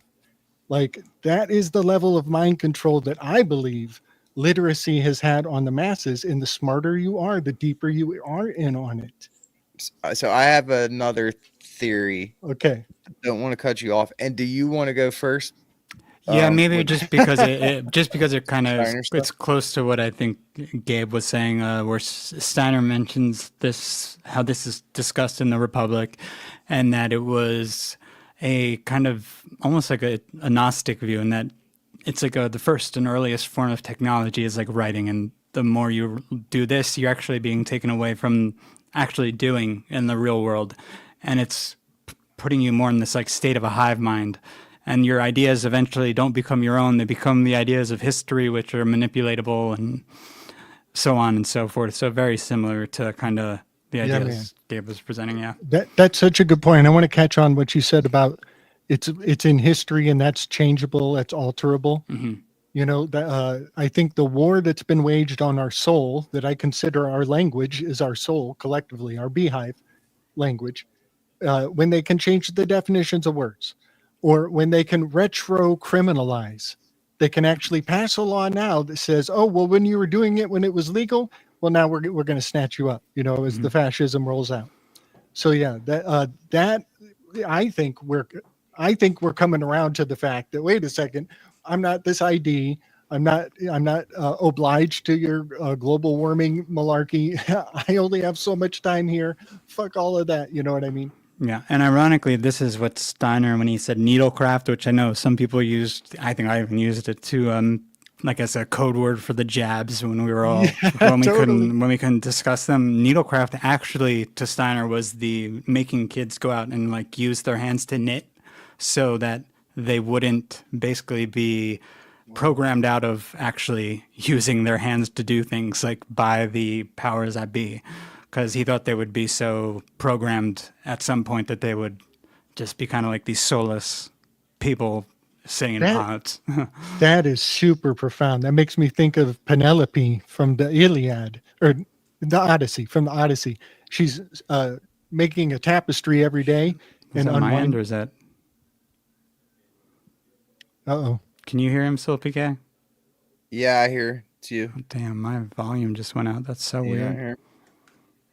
Maybe I'll He said sitting in front of pods. I'm just thinking sitting in front of iPods. Right. iPods.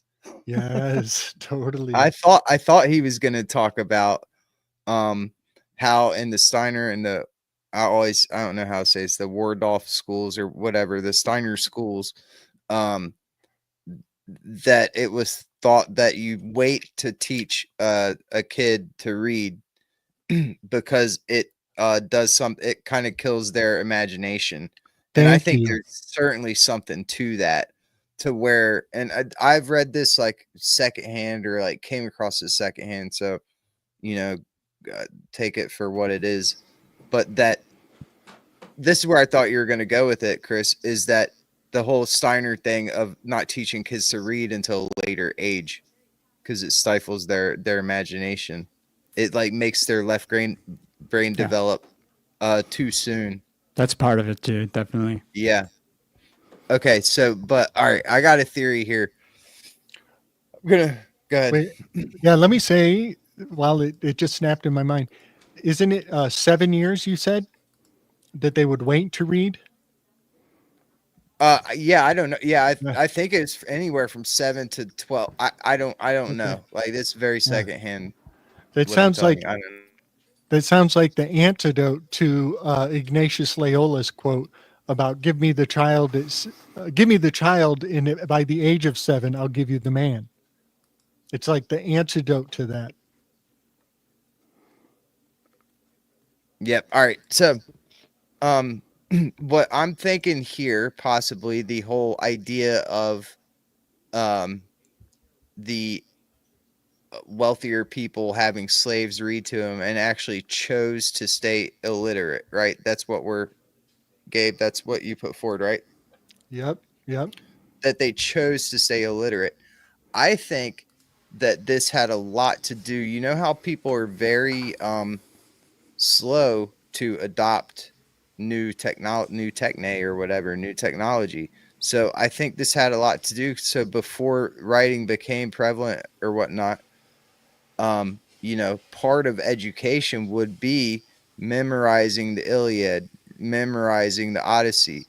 So there's this huge uh, impact focus on your memorization. And so I think these old wealthy people uh, looked at reading or writing as a weakness because it'd be like, oh no, I don't have to read. No, I don't need to put your phone number in my phone. I can memorize that shit. No, I don't Right. have to make a grocery list. But this was like exponential. I'm talking about silly little things. So I think that's what it was more about, maybe coming from a prideful thing. So I still will say that I think that yes, they are still the learned, and the people reading to them aren't the Acosta McCoy or the whatever. They're the slaves. They're not even in the circle. They're Right. not even the Acus or the Matamatakoy. That's what I'd say back to you is I think that Okay. it was a pride thing and they chose not to read because of they felt like it will hinder their memory that they cherish Very. And or also, ability to memorize. Yeah. yeah. And another thing to think about is their memory is so good that they don't need a script, right? Think of how that is actually technology of actors. The actors actually need to memorize their lines and then go perform it so perfectly. And I think that may have been, if we're talking about time back then when people were acting this way, that was sort of the wealthy, the well-to-do education was that Yeah. like literally everyone would read and perform the Iliad or whatever, like a long ass thing, and that this was like an accomplishment that everyone did and that you like had to do, and it like took a long time, really push the limits, but we have definitely slowly, and you could see it with writing. Yeah. Ever since we started writing stuff down. I mean, I bet it was very evident back in those days when paper became, uh, you know, everywhere and everyone had pencils and whatever, and you could just write shit down. People could see a clear like losing of this powerful tool of memory that they used to have because it's like when you don't train it, Yeah. you lose it. And I think biblically it is said that all of the scribes were slaves. And I think there's a ton of examples biblically that scribes equal slaves. But through the Republic, it kind of is telling the other side of that story. Is that the archons of those times were not scribes. You know what I mean? They didn't even practice that technique. Yeah. And in mythology, this kind of lands on the shoulders of Thoth, who is the namesake of this deck. And it is said that, when he invented writing, uh, his king chided him because he actually made humans stupider because now they're going to depend on writing. And then, Chris, today I told you that in the Republic, they consider works of literacy, works of writing are orphaned children, metaphorically, because they don't have their creator present to answer for any damage that these literary works might accrue. Yeah, yeah. And that was interesting that it came up because I saw that game that was coming out called Chronos: The New Dawn, in which you go back in time to kill orphans in the 1800s who are supposedly monsters. They're considered monsters, which I think is like maybe from Black's Law Dictionary of like a, what is it, a person or something like that. It's like a monster. Bingo, bingo, Yeah. bango. Mount Etna, where the Echidna is making, she's the mother of all monsters under Mount Etna on the island of Sicily. And I just found out Joe Rogan is Sicilian. I'm tripping. Do you guys go ahead, PK? Well, and so now let's we just talked about this whole writing idea and reading and stuff and losing of the memory to make people stupider, and we started this whole conversation with the talk of AI. So think of it, in this way, how much AI is going to make people even more lazier. Like we had that introducing of reading and writing, and now it's, the next thing, because it all circles back. It totally does. And the moon just went by Jupiter, where girls go to get more stupider.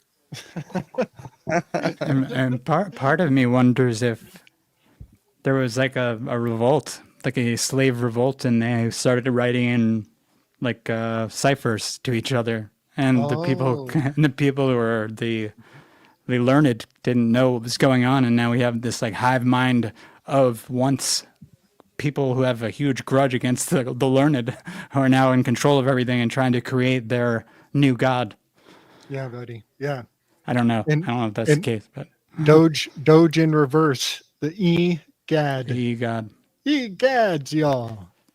And I mean, if like I think I said this to you the other day, Doge is also like, if you think of just DOJE, it's like the Department of Justice is like right embedded in there. So it's like a twisted justice. It's almost like a revenge. I think it was you that shared the whole Doge thing with Rome, right? Yeah. The Doge of Rome. Yeah, yeah. And Chris, I think is that you? Me or Gabe? You, Chris. I think you did. You shared. I might have. I can't even remember at this point. I might have.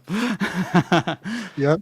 And I think the Doge also had a relationship to Venice as well, but Machiavelli comes to mind. Totally, Venice. Yes. Yeah. And Venice is on the tower card. The map of Venice is the tower card of the Thoth deck. Yes. Okay, I do remember now. Yep. So Doge, for those who don't know, Doge Rome was a Doge of Venice. Mm-hmm. This term here was sort of like, I don't know, what do we call him? Like a mayor, kind of. He was in like administration. So yeah, I could say like a duke, like a duke, whatever. Right? A baron, duke, like a Roman title, right? For like a baron, duke, or whatever. So anyway, it had to do with government. See, governor or so he was like below the governor of a province. Whoa. Will you look? Can you zoom in on the coat of arms? I'm seeing Virgo card to the max. This is Venice. Yeah, Venice is the winged lion. Totally. Bro. I know, and this is what I was pointing out though. So there's this ceremony called the Marriage of the Sea ceremony that happens, and it was by the Doge would do it, and they would throw a ring into the ocean outside on the Adriatic Sea on Ascension Day, which Ascension Day this year is, I want to say like May 29th or something. But they would do this, and it'd be a symbolic thing of marrying land and sea, essentially. And they would do it, and the Doge would perform it. So what I thought was pretty synced together was the bringing back the people from the ISS and landing them in, because that was the Doge who did it. It was SpaceX Elon who saved these people, dumped the ring. Now, it's a spacecraft full of people into the ocean, marrying to the sea by the Doge of Venice. Yeah. So I thought that was a fun little connection. Absolutely. Can you hit that coat of arms one more time, and then do a split screen with me in that coat of arms? Can you do that? I don't know how to just make like you. Well, this is good enough. Like, no. Okay. I don't know how to cut us out. Oh, well, that was me, but how do I make it you? Hold on, maybe I can do it. Almost looks like we got like butterfly or an X or butterfly wings there. I can't really. Yeah. It's a weird design with the ribbons. It has. Maybe I go like this. Yeah. That's the best I can do. Yeah. That's it. Now look at the splash of blue, guys. Look. Swoop. Yep. Look at the splash of blue right there. That is wild. So this is Langley, Virginia, as well. In the territories. This is Virgo. Hermit is the Virginia aspect of the Americas. Look at what a fucking amazing fit that is. That's insanity. And then look at the tongue on the hat. See how the hat looks like Papa Smurf, but French? Look at the swerve of this tongue right here. Ain't that something? Wasn't there something I just sent you that was the same as that card? Oh, no, it was the Moonchild, but it wasn't that card. It was the other card. Another card, right? Okay, hold on. I'm star mapping this mamma jamma, y'all. I'm star mapping this mamma jamma. Look at there's a crown on that, on the crest, and the Corona Borealis is right next to Virgo, where that new star is waving down on us right now. The Blaze star comes out of the Corona Borealis that's right next to Virgo. That's a trip. Okay. I just wanted to compare those notes. Oh, that's so weird. I like it. That's so weird. Gabe, look at that. Remember that? All right. I've been wanting to bring this goddamn placenta thing back in.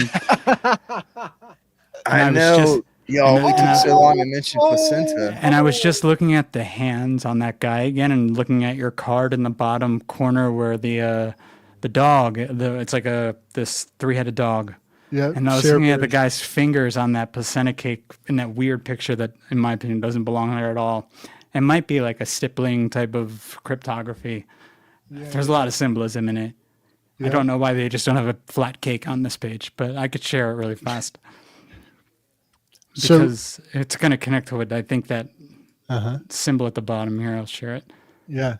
So a lot of people know about the Blue Noon apples. I think that's in play here for the La Reine Le Chateau mysteries. But this Cerberus is also astronomical because this is Canis Venatici, which is an anagram for Vatican science. And then also the Lupus is the wolf constellation on the other side of Virgo. So yeah, the consistency is completely stellar.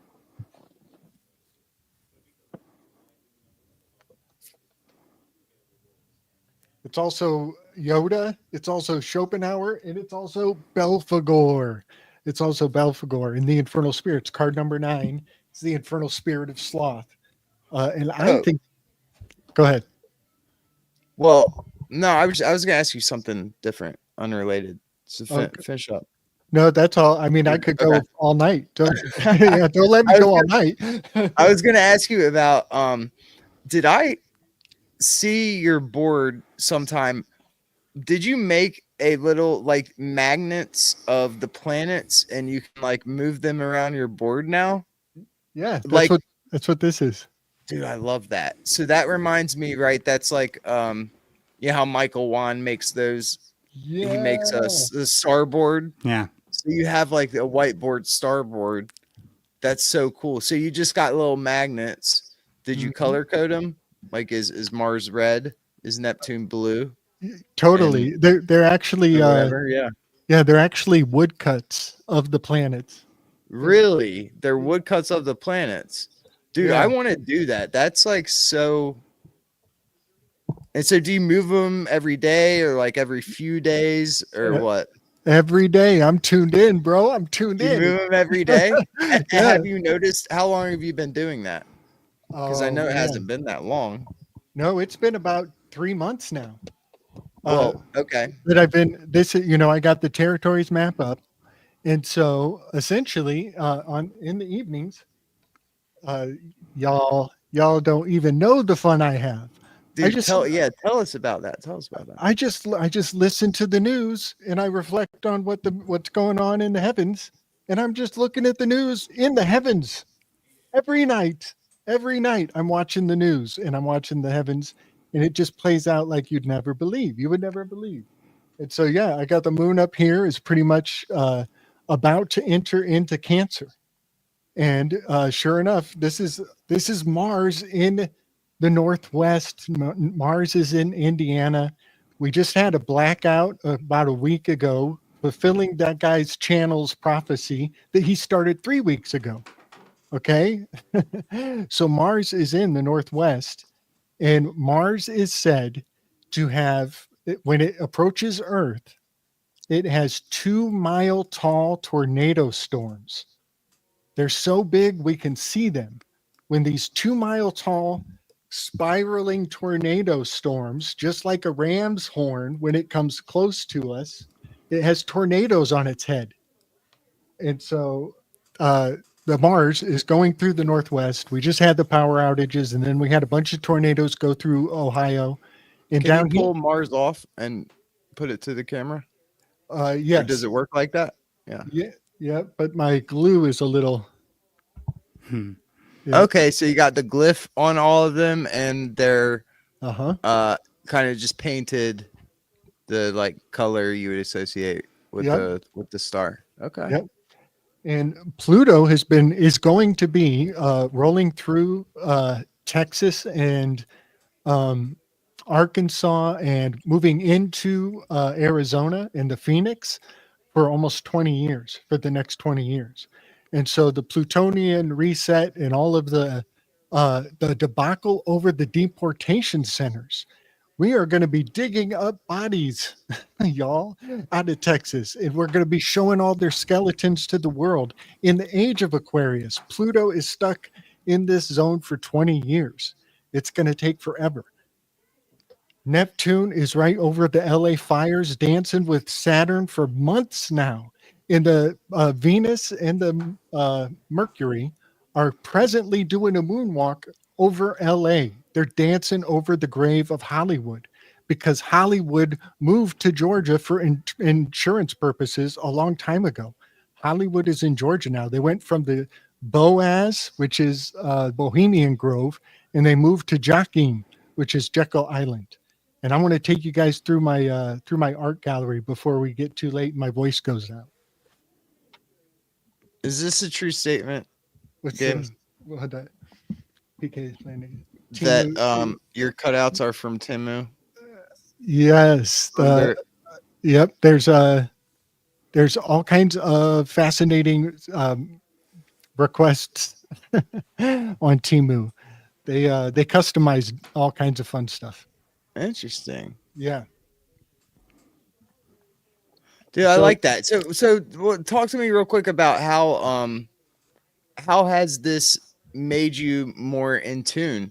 Because so what I started to do, or what I feel like when I look at stellarium every couple days, or realistically maybe like twice a week or whatever, I at least like have my bearings when I go out, but then maybe I don't look at it for 2-3 nights and I kind of forget of what I'm looking at. So has this made it more like when you go outside, Big time. You can catch Jupiter after sunset right now, Right. like that sort of thing. You kind of know where you are. Talk to me a little bit about Yeah. that, how it's made you more in tune or whatever. That's exactly the word. It's in tune. It's like there's a certain stride to actually knowing how far the moon goes in a day. You know what I mean? I have the measure here. I like the measure of 13 degrees every day. And so I'm actually syncopating to the progress of these relationships on a 9 scaled dimensional plane. Dude, It's that's really, so cool. And then you can really, I feel like, start getting to know yourself better. I mean, you can then, be like, well, damn, when I moved this here last month, this was sort of the same feeling I have right now. And you could kind of be like, see these patterns of how this stuff affects you. Man, that's so cool. I'm going to do that. Yeah, that's Thank exactly you, it. Gabe. That's what Mike You Wan inspire me, man. Mike That's Wan cool. talks about doing that all the time. Right. Like, Yeah. he does the same thing. So you You could know, like get to know yourself and your patterns. a lot of the ladies out there are like, these guys have vagina envy. That's what it is. Right. Right. That's But no, I could see, because I'm just thinking, comparing it to what I've been doing with Stellarium, this is way better because you're actually touching something, you're doing it, plus it's there.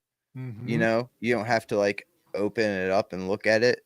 You got it there, visible, Yeah. and you give it your attention every day. So that's just a way better system. That's so cool. Yeah, and putting the map of the United States on there is also absolutely fascinating, and as well having the mental flexibility to project the same paradigm onto the global map. It is bonkers. It's Have you ever thought about putting your birth chart on there too? So no, you could sort of, you would see your transits like that's a good in idea. that way as well. I know exactly how I would do that. Thank you for that. That's a great notion. Yeah, I think that'd be neat too. I don't know though how. I don't know. Would that be good or bad? Like, do you want that?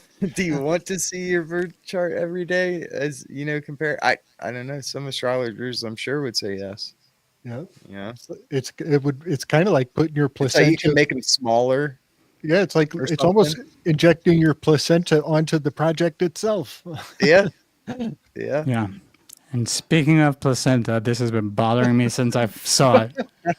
And this is on the placenta cake Wikipedia page. This is the picture they use.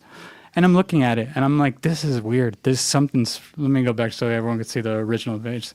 The placenta cake that they say the placenta is named after, or yeah, this is what they say. The actual placenta is named after this, the cake, because of its. But what is this? This is like we have the double X. We have this guy looks like he's a black guy with a Masonic apron. This guy is really weird. His fingers are in that, like, look like they're doing some sort Yeah, of. his hands going up and then his Like fingers what? are going the And wrong that way. So reminded it's me of the like, dog, the three-headed dog. If you put them together, but at the same time, it looks like it's some sort of Masonic hand sign. Oh yeah, and he's got the lantern, just like The Merkaba over his head. yeah, just like the hermit card does. So I'm like, why are they like integrating this idea of eating, like with the placenta, I almost like think you I get got a this Masonic eating children? handshake today. You think you got a handshake? Based I Yeah. think on I got a Masonic handshake today, dude. what I it was at feel like? Lowe's.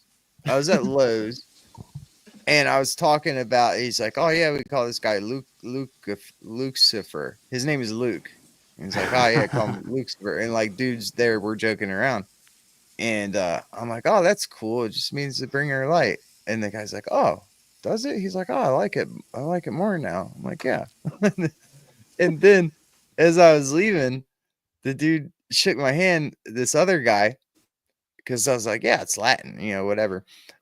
And I don't know if it's the way he shook my hand or whatever, but it was weird. And it was like the finger, it was like you shake the hand, and instead of just a normal shake like this, it was like his finger was well out, and like it didn't, none of this gay shit. It grabbed like back here, like purposely extended the finger out. And it was like an odd handshake, and it was like I could also have put my finger out, but most of the time people shake hands like this, where you're all fingers are in together, and one was purposely Did you out like that. It was weird. did I was you like, did the dude just give him a sonic handshake to me? did you have an involuntary reflex to turn your head and cough? No, but that would have been funny. I don't know though. That was the first like, because it was like, oh, I mentioned Lucifer. No, I don't know why. I was talking about. I did tell the dude I liked ancient Greek, so I don't know. Maybe you got, but it's like, why don't you just ask me if I'm a Mason? If you are, why you gotta shake my hand funny? Totally. So, Chris, I want to mention before we take the image down, is this guy the gourd chef? Is this GI gourd chef? I mean, dude, he looks like he has a black eye too. It's very odd that this is taking place apparently in Bucharest or in Romania. And you try to look up the source of the image. This website does not work. I wouldn't click it because I clicked it and then I started getting spam calls immediately. But it does not exist. So I don't know if this might, for all I know, AI made this. But we even have the ladder or the wheel. So there's a lot of, I mean, it's just bizarre. I mean, everything about it's bizarre. The cooking apparatus he's using looks like an incubator. It's really weird. So I just thought that was just an odd thing to have on a page. It's supposed to be about cake. Like, and he's making a cake. I totally see what you're saying about the hermit card, though. That really is hitting home in a lot of ways. There's something about that. And I also, did we just see Mormon Rishi tell us he's motorcycle texting? Yeah. Oh, and there was something else on here for Gabe. The Uzo. Motorcycle texting. Fucking hazardous information, y'all. Gabe, I saw this and thought about you. The Uzo is added. The ooze is added to the cake. I just thought that was interesting. It's supposed to be some sort of syrup that's added to this strange cake that apparently it's named, the placenta is named after.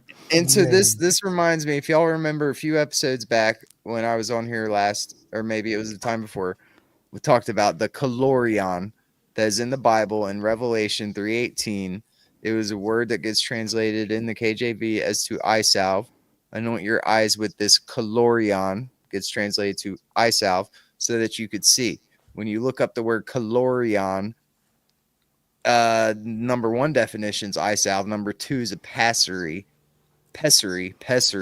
which has to do with going into the vagina.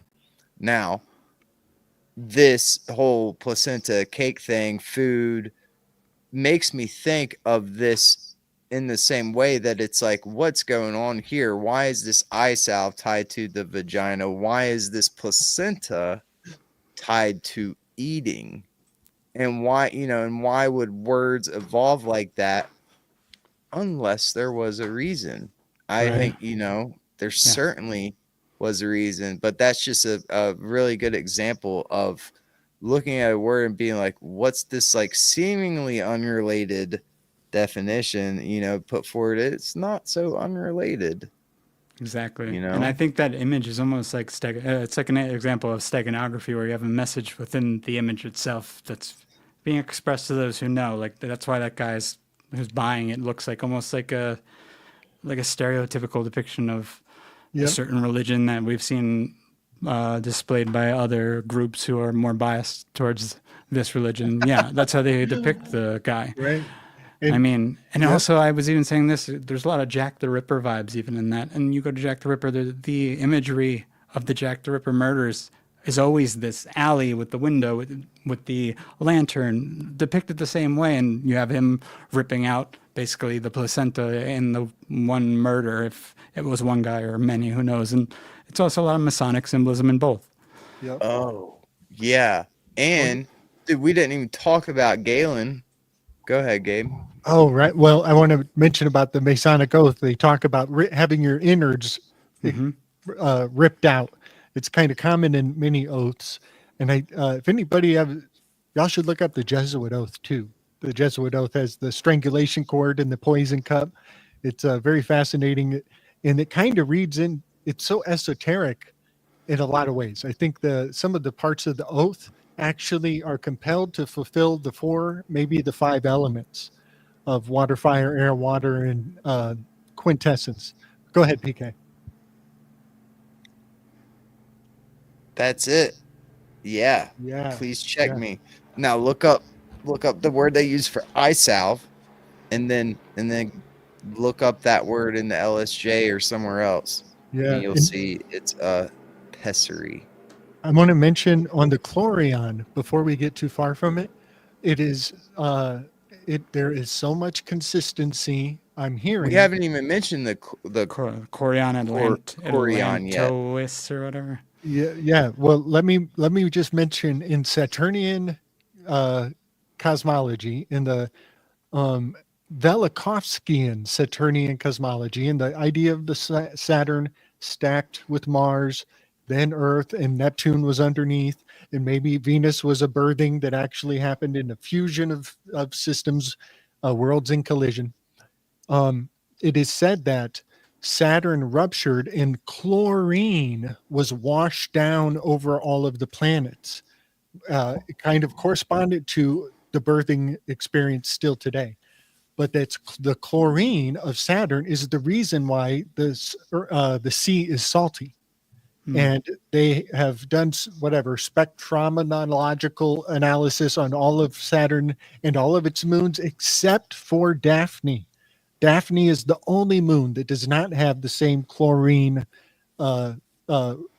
results. And it's isometrically identical to our salt water here on Earth. So the chlorion of placenta in this birth ritual that they're talking about in the Ammon Hillman works, it has so much consistency because in the Bible, this is when the scales were removed from their eyes because it's the first time they saw the stars. It's when the myelin sheath or the vapor canopy. Vapor canopy is ripped away. That all of the chaos of that gas was the purple dawn, and it is now Jupiter, where the moon is passing today on the 6th day of Navaratri. Give thanks and praise. And another interesting thing is this connection too with the virus, and saying that's how this is how they say the placenta was like created eventually from a retrovirus, which is like bizarre. That is almost like it's a parasite. Right? I mean, it's germ theory. They put germ theory. Right. I don't buy it, but yeah, I don't buy it. Well, it just makes me think of a germ. Like it's created from a germ. It's created from an infiltration of a foreign substance, a germ. So like in that way, I just wonder if. See, and they were trying to connect it to the egg, like and be like, this is how we evolved from a egg-laying species to a mammalian type of species. So they were saying it was some sort of virus. It makes, in my opinion, no sense. But I mean, there's the egg again, too. Crowley's egg. So, can we let's talk about the Corion now. Yeah, buddy. So, of course, I step back for a second. I like Gabe and maybe some other people here have been very standoffish about interacting with AI. To the point where I never, I see people having conversations with AI and I'm like, I want no part of that. I was like, I'm good. But this Gemini Pro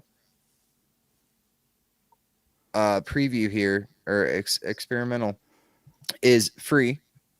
And if you're free, your product for sure, from Google, and you get 1 million tokens, which is something like all of the works of Shakespeare. It's like 750,000 words.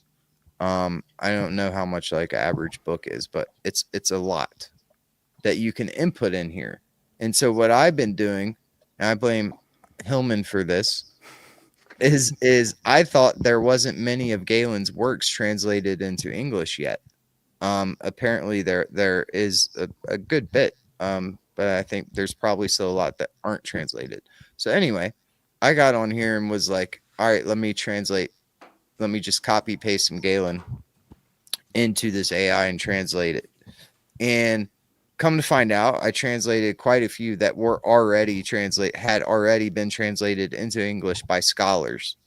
And, so I'm like, well, crap, I just wasted some time, but not really, because I was able to compare a little bit. So there was like, someone can screen. I'm not going to take the time to like, if you want to, what this is here is the scholar's translation of Galen. It's that the best physician is also a philosopher. It's the beginning of this. On the right is the AI translation. And so if anyone cares to see, I was very surprised. So doing a bunch of work, being like, oh, I'm an idiot. I was translating Galen thinking that it wasn't translating English yet. Turns out it has been. Why it was still good exercise perhaps is because right here is a good example of looking at the accuracy of this thing. And it's kind of crazy to me. Yeah, it's worded differently, you can tell, but like, just wow. I was very impressed with the accuracy of it. So anyone could screenshot that if you want and just take a peek at the side by side here. I thought it was interesting of how good it is. Yeah. Now, of course, when I asked, bring up Gabe, what do you think Gabe's first question was? What does Galen say about the placenta? Does Galen ever mention the placenta? That was his first question. Short and sweet, to the point. That was my first interrogation. Correction. First interrogation. Yes. First interrogation. I'm like, well, let me ask AI. Now, what this turned out kind of more interesting, because I asked, did Galen ever mention placenta in the for using it as a healing or to make healing salves out of, or like anything, after birth, whatever. And it says that there's no evidence in it. But what's more interesting about this is that I couldn't find, allegedly, there's not a 1-to-1 word translation for placenta or afterbirth. And it gave that Galen uses specifically. And it says that Galen uses this word chorion, and chorion more comes back as a like the membrane, like the embryo, as in makes me think of like when the water breaks, that the embryo that the baby is in, the membrane, that the baby is in. Yes. The membrane that encloses the fetus, but then it also says your afterbirth. Right. And it has the amniotic fluid that a lot of people will point out that to the Greeks, that's the amnesia fluid. That's the fluid that makes you forget. Oh, interesting. Yeah. So, and of course, so remember here how we were talking about the placenta and placenta cakes. We were talking about the calorion and eye salve and pessaries. Look at this definition of a chorion that AI says that this is the word that could be best understood as placenta when Galen talks about this. And what does it say right here? A dish made by stuffing it with honey and milk. Yeah, man. And then I don't know what haggis is. Land of milk and honey. Oh, haggis. Even here, what is it? It's haggis, which goes back, which is ceremoniously paraded around the room and then sacrificed by the special guest of honor in the Robert Burns night. Robert Burns is a poet from Scotland, and they parade a haggis and sacrifice it just like a placental sack full of meats. And then they read Robert Burns' poetry. And all love and respect to what that means culturally. I happen to know some people. That's how I know this shit. But so what is that culturally? Scottish. Scottish? Okay. Yeah, they actually blow the bagpipes, and even the bagpipe looks like a big ass haggis turned into a musical instrument. So would this be related to this poem by Antiphanes, quoted by Athenaeus, the streams of the tawny bee mixed with curdled river of bleeding she-goats, placed upon a flat receptacle of the virgin daughter of Demeter, honey cheese flour, delighting in 10,000 delicate toppings, or shall I say, or simply say, placos. I'm for placos, which is the placenta cake, the food. Yeah, buddy. There we go. There we go. Plaques Right, of, and so plaques of Galen honor. doesn't use that word. That was one of our questions too. Is like, does Galen use that word placenta that you just read there? That's more ancient than Galen, right? Because Galen was like 100, 200 AD, and what you're reading was probably before that. Yeah, 4th century BC.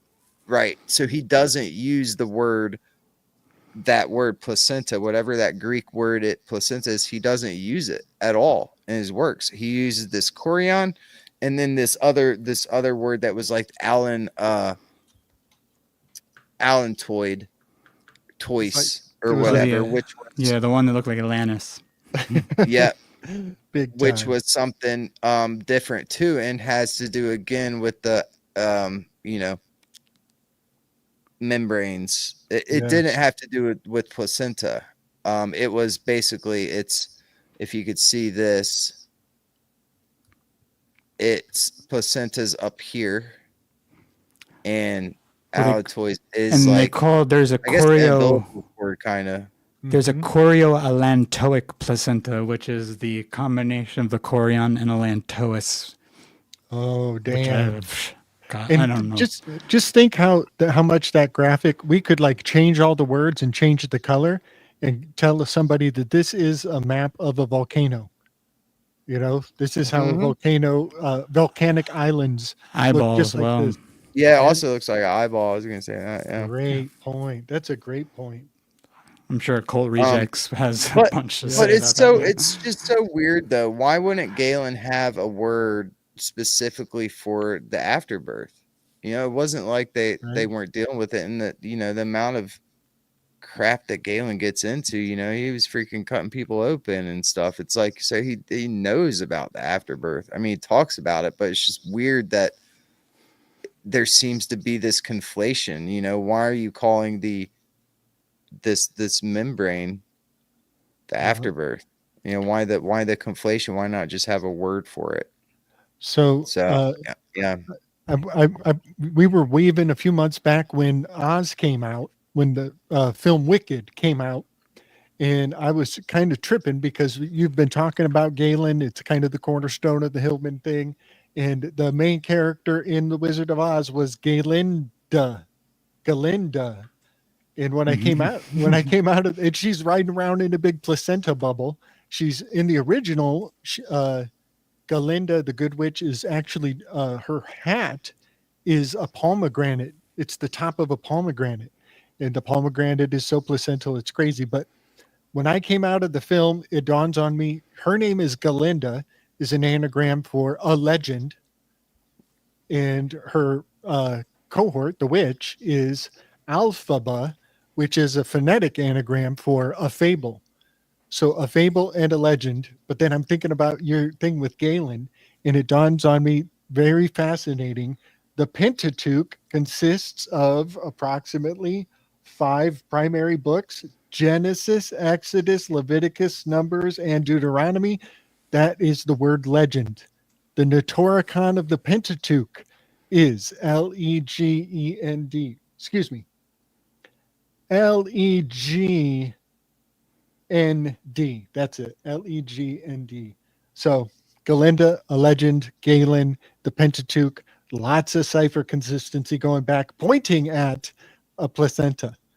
In 5 letters. And Jesus being the first and the last, the Alpha and the Omega. Big time, man. The placenta is the first thing made. Yeah, man. And the last thing to come out. Yeah. And this is kind of, and it's the vilification of your brother, of your twin, is so replete. It's not just, the Masons and the Illuminati got a hard on for twins, and the word German actually also means your brother. You know what I mean? It's even the twin towers, like they are constantly hitting this divine twin with all the vilification they can muster. 2 to 1, 2 to 1. They always do their 2 to 1. Big time. Do you guys want to cruise through my gallery and then call it a night? Let's do it. Let's do it. All right. I'm still betting too. There's going to be another word in the Galen work for the placenta, and we just have to find it. Dude, I would think so. I mean, I'm so surprised. And I even asked the AI that I've put in a bunch of works into it, you know? Mm-hmm. So right. I don't know what's up with that. Yeah, it's weird. So this is just going to be a hot scramble, fast pace, blaze through just a ton of, I actually dug this one out from way long time ago, y'all. This one took me down memory lane. Oh, here, let me move this. Can you guys see this? Yes, sir. So one ring to rule them all. This is one of my favorite Notoricons of all time. And Notoricon is where you take the first letter of every word and it becomes a riddle for you to suss out, you know. But this one stood out to me very soundly with the TARROT. And I shared this a long time ago with the fella, Esoteric Thoughts. And it was at the very end of my presentation on all of the Avengers are tarot cards. I think there were more Rider Waite than Thoth deck. And when I got done, I just kind of shared this graphic, and he was really excited about me moving into the Enneagram of these cards and what they mean on a deeper level. And this fella who had me on his show, he passed away the next week. Oh, jeez. Yeah, and it kind of freaked me out. It really freaked me out when the news came out. Did I miss this? Was this an anagram for something? TARR? Yeah. So one ring to rule them all. Tarot. Yeah. Wow, that's a good one. Isn't that good? Yeah. And Mr. Peter Tinkle, he's got a real thing for the whatever, Lord of the Rings. So I want to share this. Again, these are old concepts that I from old research. I'm digging way back in the archives, folks. This is what I think Sagitta is signifying as a constellation. It's not just an arrow. I think it's also this Slavic banjo. And Sagitta is in the proximity of Capricorn. Sometimes this Slavic banjo has the head of a goat on the banjo. What was that thing somebody mentioned it earlier about the goat in the plate? That was actually mentioned in that poem I was reading about the placenta cake and the river of bleeding she-goats. Thank you. Yes, the Bach. The Bach means river, but it also means goat. It's where all the Kabbalistic, even the shape of the book and all of the geometry of it. This constellation is sometimes just a feather, sometimes it's an arrow, but I think it's actually the bow that you would strum this fiddle with. And the reason this fascinates me is because between Capricorn and Cancer, I have learned about what is called the cat gut. And that is what they used to use for the string of this instrument. They would use a cat's stomach dried out. A lot of stringed instruments have that in their history. You said a cat stomach. A cat gut, yeah. Cat got your tongue. It's actually stringing your tongue out. It's too tight. I didn't know cat guts. I knew pig guts. You know what's interesting is that it's interesting they mentioned Cato the Elder on that placenta cake page right under that poem as well. So it's like you have a Cato the elder basically instead of Plato. Right. Totally. And even the interior of the carving of this instrument, it's called its name is what really tipped me off about it. I think it's called a gooselie. And their goose constellation is just under Sagitta. But even the interior of the resonating chamber, looks like the texture on these chimera under.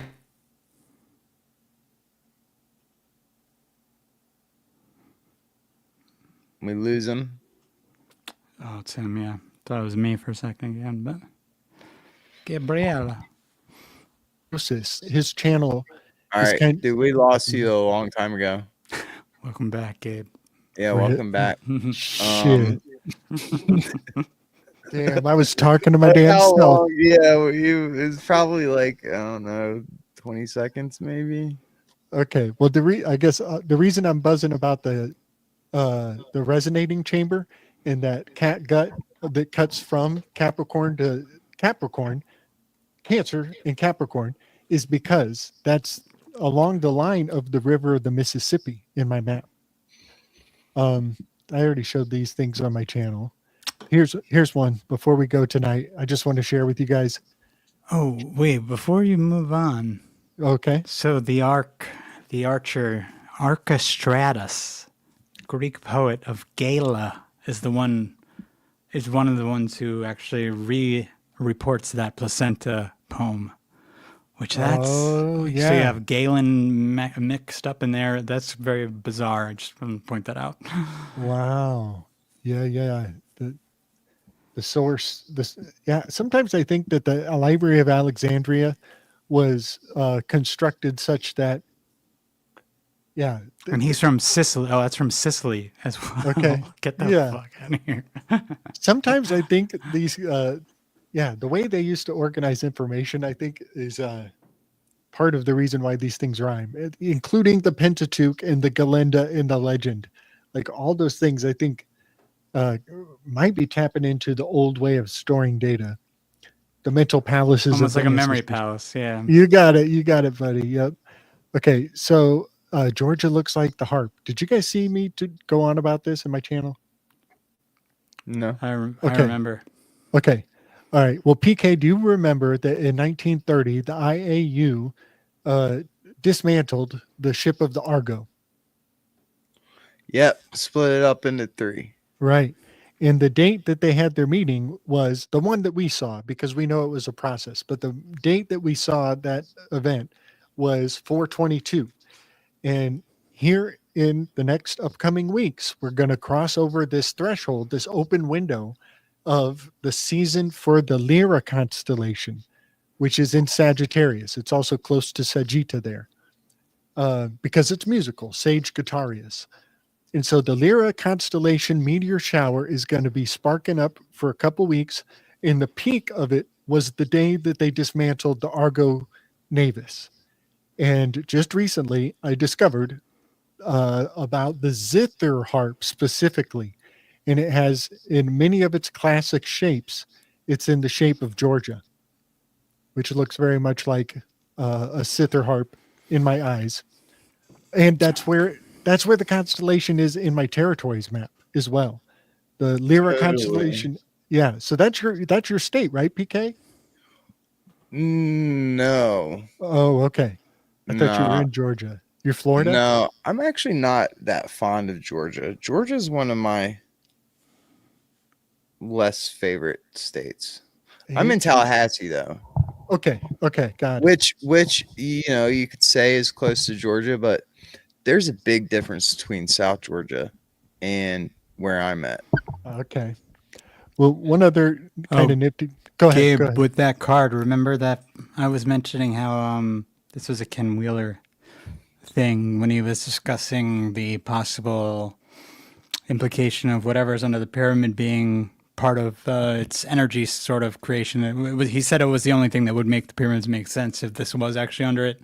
These pillars that would let it generate a sort of aura, like a electrical aura, which reminded me of that card you have below where she's holding looks like almost like a pyramid. You have this green aura around it, like the Aurora Borealis. Yeah, man. And we're only a few degrees from parallel to the pyramids. I think we're somewhere about 30, maybe 33 degrees. I'd have to look it up, but we're very close to, we might be Jerusalem with Jekyll Island. We might be parallel to Jerusalem, somewhere between Jerusalem and the pyramids on the latitudes. What's the bottom right picture. That's it, Donald Trump. Donald Trump. Right above him. Oh, that is a zither harp also. What are you saying? Harp? A zither harp. It's a specific kind of Greek harp. Zyther. Yes. And a week before I made this discovery, a young lady was doing a satellite imagery of the electrical fields. Remember that link you sent me, Chris? HAARP, harp. Yeah. Yes. And she found. Yes, I remember now. Yeah. Yeah, she found a super surge that was coming out of this area. And I started to look at it because Lyra meteor showers on my mind. And then I make the correspondence of the shape of Georgia looks like a particular type of lyra or a particular guitar or a particular harp. And this actually, I don't think I've ever talked about on my channel, and maybe I should just make it a kind of official announcement, but I'm actually integrating the Lust card into the Libra section of my zodiac in the territories map. And that's a big shift because I used to have it up in New York. I associated. Did I zip out there? Yeah, you zipped out. You said you used to have it up in New York. I used to have it up in New York. I'm putting it down on the coast of Georgia because of the Lupus constellation is a slut, and this is the Lust card. So that's just something. And that image I had sent Gabe was actually, I think the girl was looking at a radar, basically, almost like the Doppler radars that you sometimes see, what's his name, Dutch Synths will share when he's like, this isn't natural. There's like a huge sort of either, it was like rings or spikes that look like something unnatural was I guess like a weaponized sort of radar system was being used. Yeah, I'm pretty sure there's a Hadron Collider there, which kind of makes me believe in Hadron Colliders a lot more. This one is really complicated. Kanye West's name is an anagram for Skynet Yahweh, Skynet Awe. And he was dressed up as whatever, some crazy shit. But that's I like his name, Enoch, backwards. Enoch. Yeah. The EY knock. Yes, big time. But yeah, there's a lot of fascinating programming to this, but you guys have seen me do the Catcher in the Rye cover art. It's got the death card from the Thoth deck specifically down here. That is so perfectly correspondent to the Thoth deck. It's even got this little sickle on his collar. It's so spot on. And here's the flea from William Blake. He had a psychedelic vision of the flea, and this painting is the vision of the flea. And the fleas were... It's so weird that a fly just went by me right when you were saying that. Praise Socrates. So, in Aristophanes' The Clouds, the very first think tank ever, the very first proto-satirical academy was called the Thinkery of Socrates, and they're studying where does the sound come out of the flea? Is it out of its sphincter or does it come out of its mouth? And so the flea has been iconic for a very long time. But I'm looking at my whole decode on the Muppets, and I'm looking at this movie, District 9, that has this flea alien dude who eats cat food. And then I'm looking at the Muppets. They have a new Muppet on the scene recently who's a giant four-armed flea. And then I'm looking at his counterpart over here. This guy's name is Luza. Oh, shoot. I thought that was Bleecker or whatever the heck his name is. Maybe it's Bleecker. That's not Bleecker with the forearms. It's a different guy. Yeah, because Bleecker didn't have forearms. No, you're right. Beaker. You're thinking of oh. Beaker. Yeah, no, this guy is a new cockroach. And he looks just like the District 9. So probably made by Beaker in the lab. Yeah. So the reason why this is important, long ass story short, is because District 9 is where they want to drop the One World Court in Kings County, New York. And so my whole weave around the reason why the adjustment card of the Thoth deck needed to switch into the Leo spot has a lot to do with bringing in the one world court in District 9. So while it looks like fun and games, I think a lot of this shit hits on the chessboard in fascinating ways. And then this was April Fool's Day. I predicted this on my last video, guys. Did you see I predicted this shit on my last video? No? Am I by myself? Did I blank out? I do want to ask you too about how, if you're seriously a little nervous about 6/11, about that guy's thinking June 11th. Oh, about the guy Threadnosis in his videos? Yeah. I'm legitimately worried. But as far as I'm concerned, it already kind of took place. You know, Right. like all the power outages and the tornadoes are right along the line. There's a lot of headlines that aren't paying attention to the stars. They're not paying attention to the stars. They're looking at weather shit, you know, and there's already flooding in the places he said there would be. But and the thing about earthquake is Neptune is crossing over the spring equinox line, super slow motion, and Saturn is chasing behind it. They are dragging their feet across the equinox line, and that is Neptune's original name in the epics was the Earth Shaker.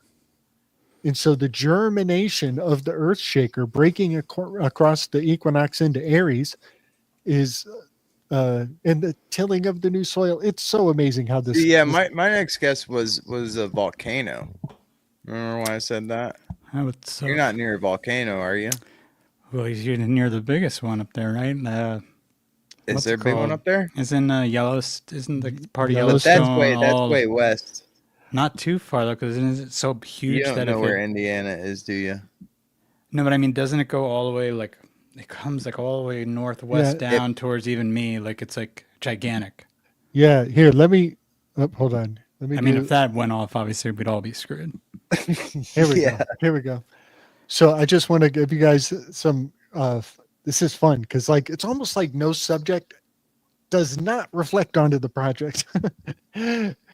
Hephaestus is the volcano god, and his constellation is Auriga. Auriga is over the shoulder of the Taurus, of the bull, and just above Orion over here.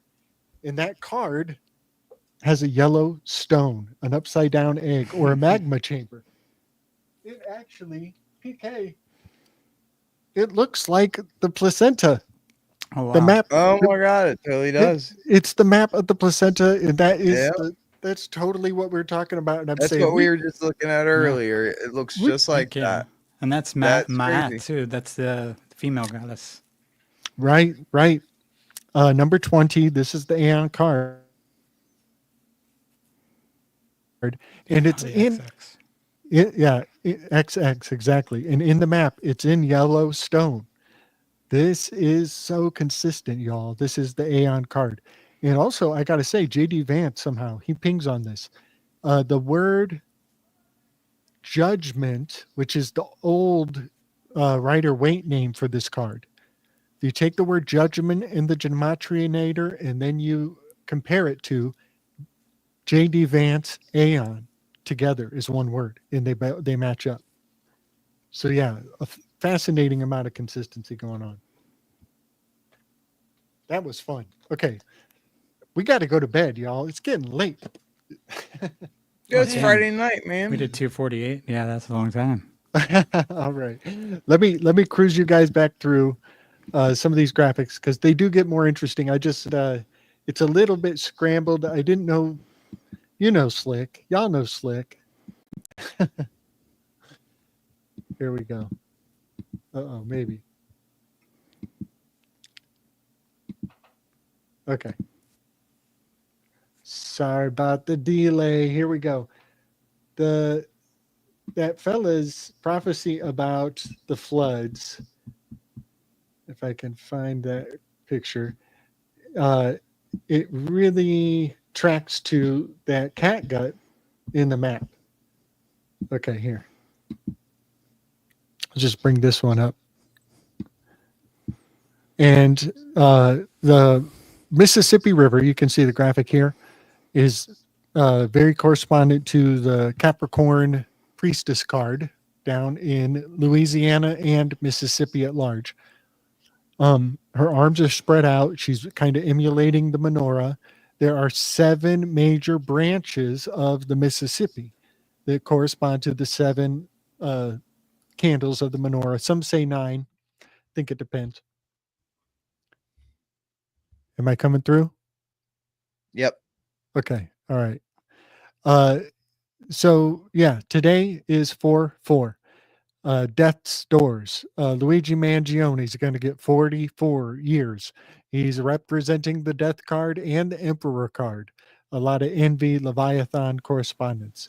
What? He's only going to get 44 years? That's what they say, but it was, What's up with that? It's all codes. I missed that. It's all codes. That's what's up with that. Luigi dude, Gioni dude is only going to get 44 years.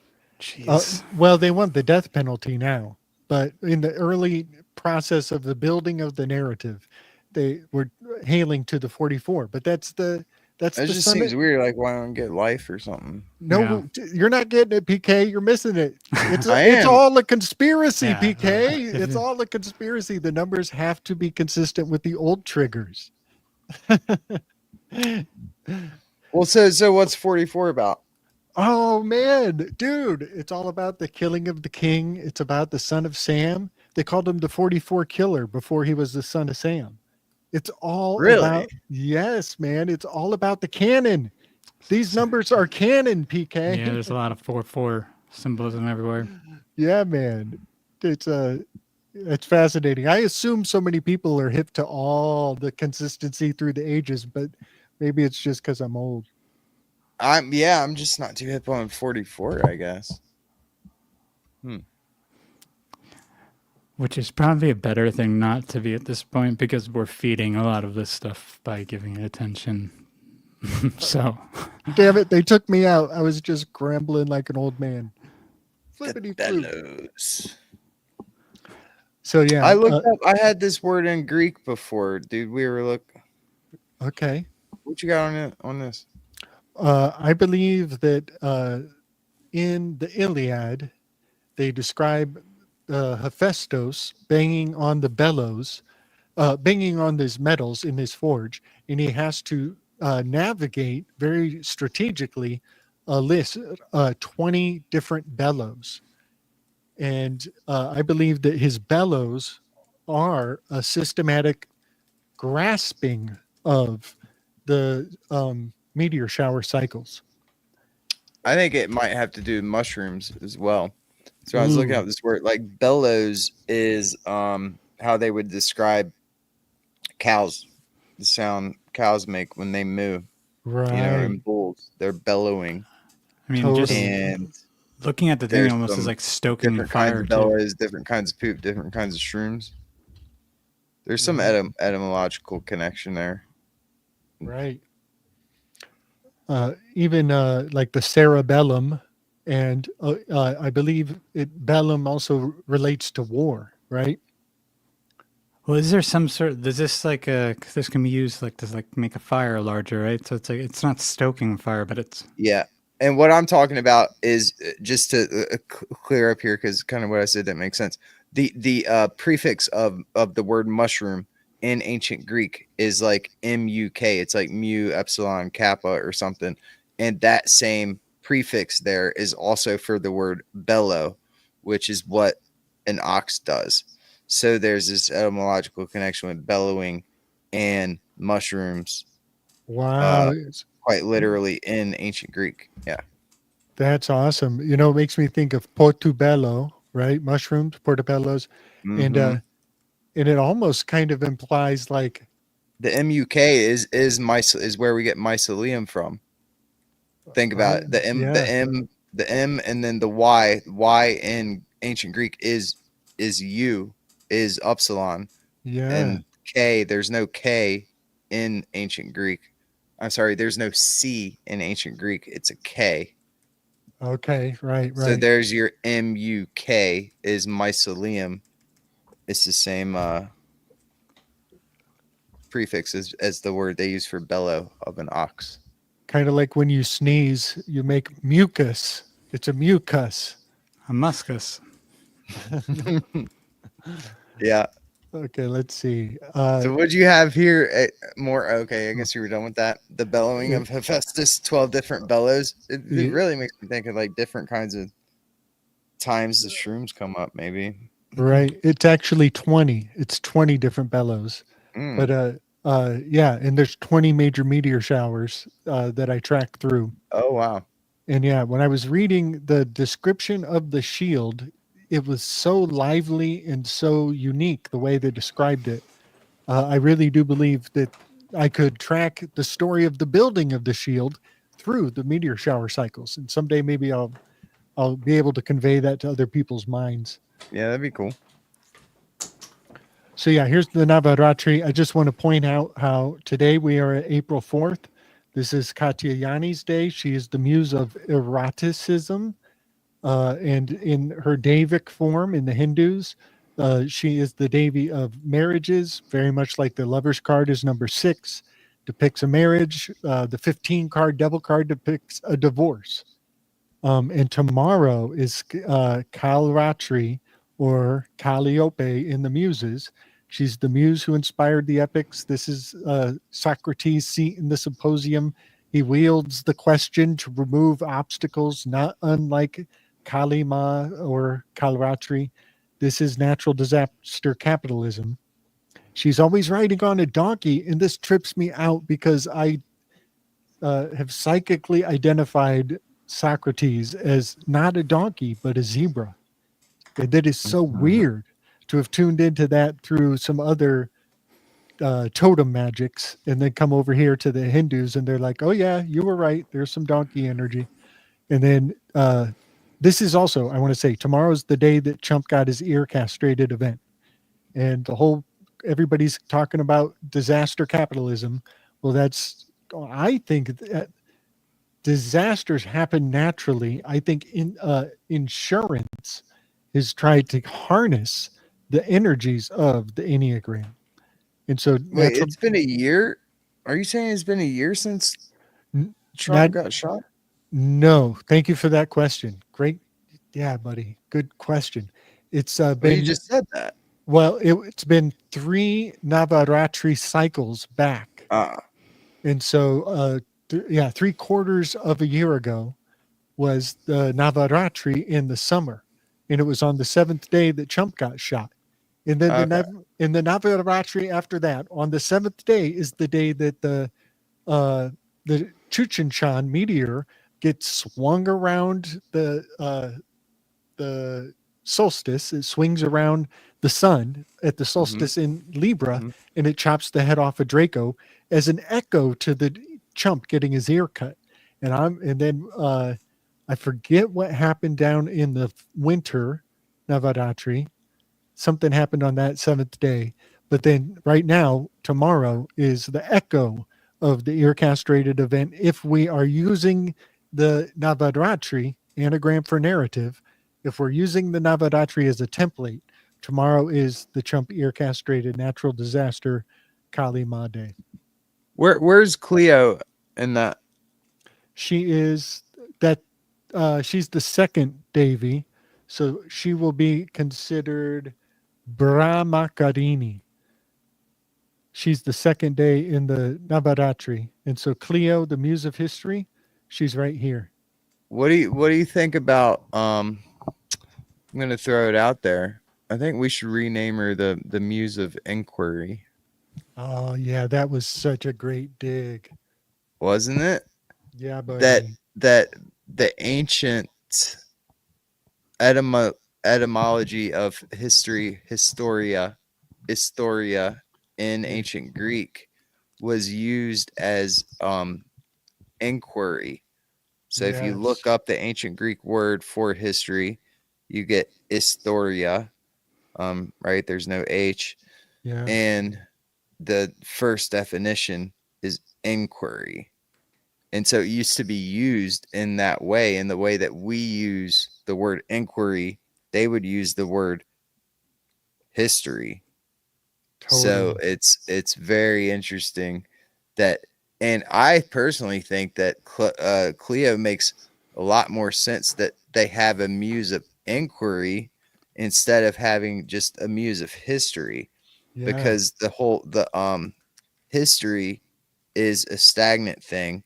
And I'm not talking about corruption history, whatever, history is a stagnant thing, but the inquiry into something Yes. is something that you're doing. Yeah. So I like Cleo as an inquiry muse. Big time. So yeah, I'm just Does gonna. does that Navaratri with Cleo line up to when they did the whole pyramid announcement? But then, no, I don't think so. I might have to go back in my own videos and watch what I was talking about back then. Uh, it might have had been. Oh no, I remember. Hold on, it's coming back to me. The inauguration was right at the kickstart. It was, I think, the day before. Let's see. I'd have to go back on my own videos to see what was in the winter time. But yeah, this is Cleo here. And what's interesting to me, this graphic of the Navaratri is it's just inverted of the Enneagram. I had to flip the Enneagram upside down so that the 4 is at the top and the 5 is at the top. And down here at the very bottom is the number 9, the Muse Orania, the Muse of Astronomy, the slothful one, geometry, Plato in the Symposium. So, but PK, let me say this.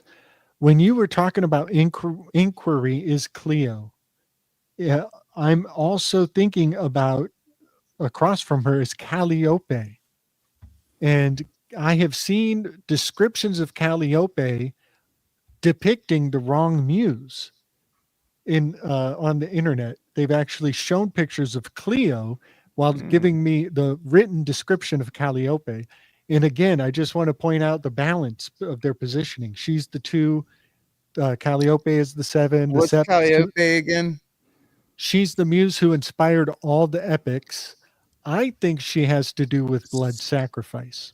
But so they would say, if you look it up, it's like what, poetry And or what? no, they would say like Homer. They would actually list like the highest epic poets. And so if you're not an epic poet, then you didn't get it from Calliope. If you're just a normal poet, you got it from maybe Polyhymnia or something. But Oh, okay, right.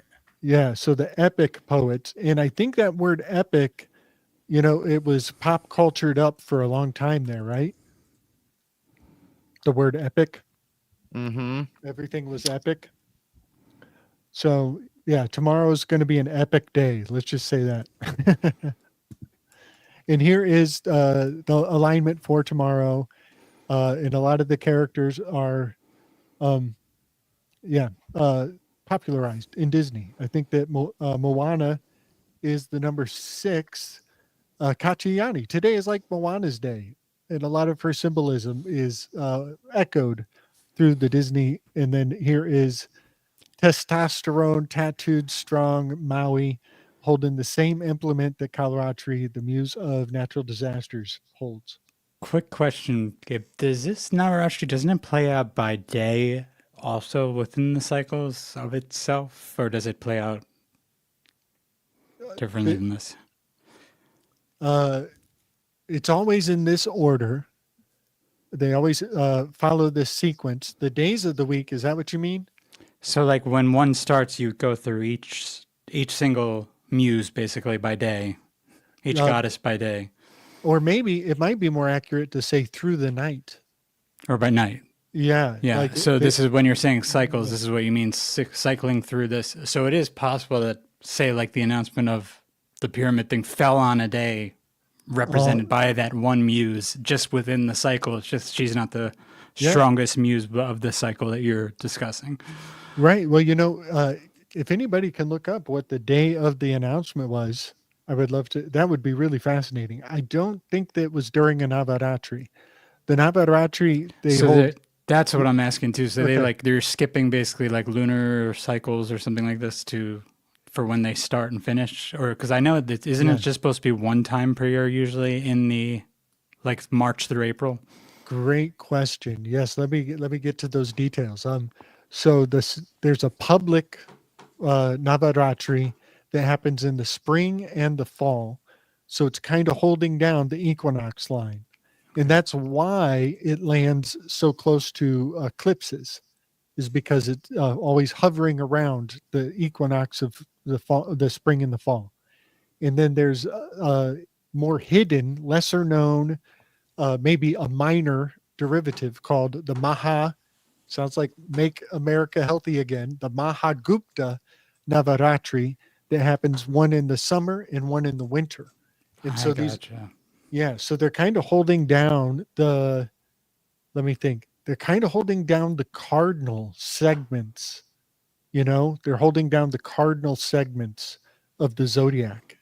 Okay. Yeah, I'm seeing it even here too. So there's different names, like the Sharada Navaratri is different from the like the Maha Navaratri, like you were just mentioning. Yes. Yep. And that kind of echoes how the royal stars are corner to corner. There is the red royal stars, it holds one axis, and then the blue royal stars hold the other axis in the heavens. So there's kind of an aspecting of that. And I shared this on my channel, but some news headlines about the Tesla trucks going on down in Texas specifically while the moon was in Texas. Tower card, star card in my zodiac of my territories map. Let me just say a mental note for anybody who comes to my channel. If you see me doing planetary placements on this style of tropical zodiac, just understand that it is a perfect reversal. You have to flip everything 180 when you go to my territories map. And I just hope that's not too confusing for people. Talked about that on my channel. The gold graphic is a 9x9 magical square of the pyramid. And the pyramid was a supplemental catharsis spell, so we wouldn't be pissed that they didn't go down to the Fort Knox. Oh, what's the update on that? It sounds like you got newer information than I have. What's the word on the street? Are they like not doing it anymore or delaying it? And we're talking about the auditing of Fort Knox that I think it's almost Trump Elon said they were going to do. I think it was a bluff. It's like saying, "Hey, we're going to go down there, and somebody better make it so that when we get down there, it's full of fucking gold." I think they're shipping it in. Maybe. But any update as far as you heard anything more? That just kind of like fell out of the news. Oh yeah, it fell out of the news. They're going to dangle that carrot when the stars align to decree.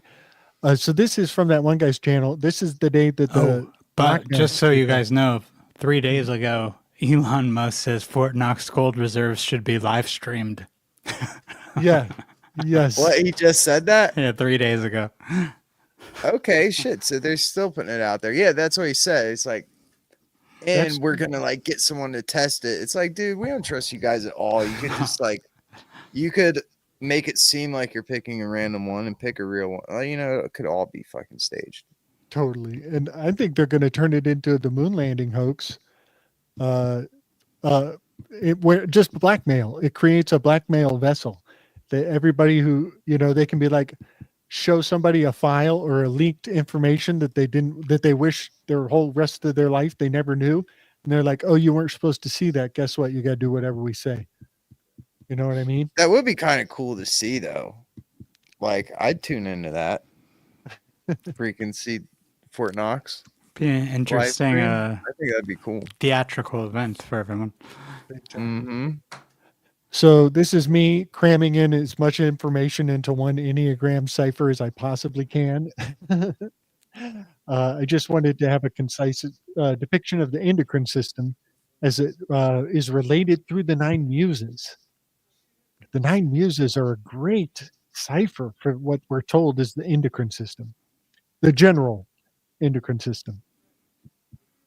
All right. Well, okay. So go to where's Cleo? Let's test the theory real quick. Which one's Cleo? Over here. Oxytocin, pride is the oxytocin yeah.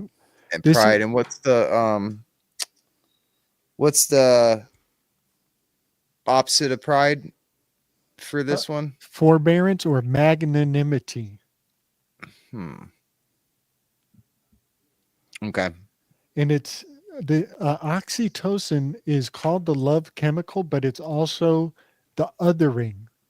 It makes other people dangerous. It's the way we either see somebody and we trust them. They reflect ourselves enough, or they're foreign and therefore they're a hazard. They're dangerous. And oxytocin is really high in a mother who is breastfeeding. I was going to say it actually is released in the placenta. Yes, yes. This, yep. And something about, like, I think the dopamine from the birth of that the mother experiences, and all of this is just a chemistry set for amazing placental potential. What are you thinking about, PK? Just thinking.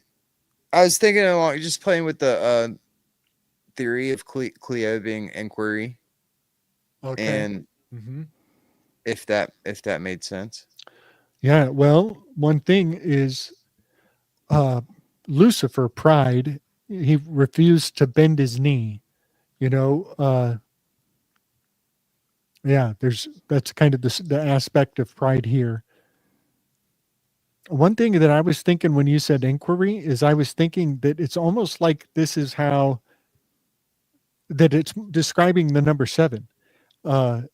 Socrates or Calliope in the Symposium, Socrates has the power of the question mark. He's always asking questions. That's what the Socratic method is. And so while we're talking about Cleo being inquiry, I think of scientific optimism. Also, the Riddler. Yes, yes. But I see the question mark being way more aspected by the 7, but I just can't. I don't know. It's almost like what is being described to us is from the perspective of number 2, describing what they see as across in the number 7. Yeah, I think that goes to my the weave on how I was talking about how I could see how inquiry, the idea of inquiry, could evolve into what we now think of the idea, the concept of history, because it is an inquiry, and so these books that they used to write would be like the Historia of plants and animals. It's like a Aristotle book, but and so it gets translated as the history of plants and animals, but really it's just an inquiry. And so you see this again though in this 1800s, people, or in Latin, maybe Latin translations, it's a big thing where they go back to an inquiry into this and that, and they'd have these big long fanciful titles, but there's a lot of inquiry into this or that. Yeah. And seeing this sort of the opposite thing of where history is an inquiry. And so you could see how, for someone to write down historical records, they are inquiring or recalling, what happened. So you can see how then that could evolve into history just being an account or a retelling, of sorts. One thing I often think about forgetfulness. Like a prideful person cannot forgive. Excuse me. The saying is, I can forgive, but I cannot forget. That's what the saying is. Mm-hmm. And I think that forgiveness is really important for prideful people. I think that's probably should maybe be correspondent to forbearance. Right. Yeah. Forgiveness. And you're talking on another note of like truly letting something go. Right. Not just forgiving and, being cordial and like it, acting like it doesn't bother you anymore, but actually doing it. Right. Like in the emotional context, this as a prideful person is a historian because they can't forget the past. Yeah, totally. Yeah. All right. And that might be about it for the graphics. I thought I had to. Oh, okay. I made this graphic because I just wanted to really drill it into anybody who's been nerding out on any of the systems I do. I'm doing a major adjustment on how I orient the tarot on the territories. It is a major adjustment because it is the card named adjustment. I'm going to move the adjustment card into Leo. So here we're in Cancer, then we move into Leo, and then we move into Virgo here. And then we have the 10 card. This is Deus Ex Machina. This is X card, and it is Centaurus constellation. But we're dropping past the equinox after that. And in Libra, from now on, officially, ladies and gentlemen, I am putting the lust card in Leo for the lupus is the wolf on the end of the spear of Centaurus. And then we move into Scorpio, Ophiuchus. Sagittarius is art card and Magus. Capricorn is both priestess and the devil. And then here we're in Aquarius. We got the tower card, which you won't find that in the books, y'all. This is speaking from experience, not from the textbook. Tower card is Horologium. This is where the cat gut goes across to the 180 on the Leo. Star card is down here with Texas. And then we go moon card and priestess is in the Pisces. Equinox line, sun card, emperor card, Taurus, Aries, or Taurus, and Ariga. This is Hephaestus, the volcano god. And then we're in the twins and back to Cancer. So I just wanted to announce I flipped adjustment and lust card officially for the record. This is look, it's the little caterpillar, the little very hungry caterpillar.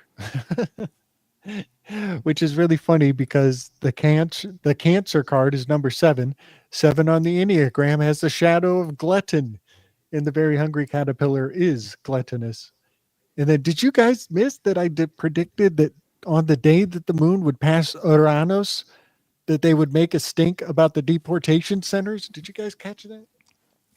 Yeah, did they come out with something like that? I was 3 days ahead of the news. I said to everybody on my channel, they're going to make a huge, they're going to have this is Schadenfreude porn. I want everybody to circulate this term immediately. The Schadenfreude porn is going to become hardcore, and they're going to call us black pillars if we don't get ahead of this. And I sent you a video, I think, of like right after it happened, because I remember you actually did say it. A woman saying it was like almost going like a concentration camp. Like totally. That's how insane they were. They're gonna, and we're gonna fight over what we're gonna call it. You better believe, and that's all part of the Schadenfreude. So Schadenfreude is pleasure at other people's pain, and they're basically.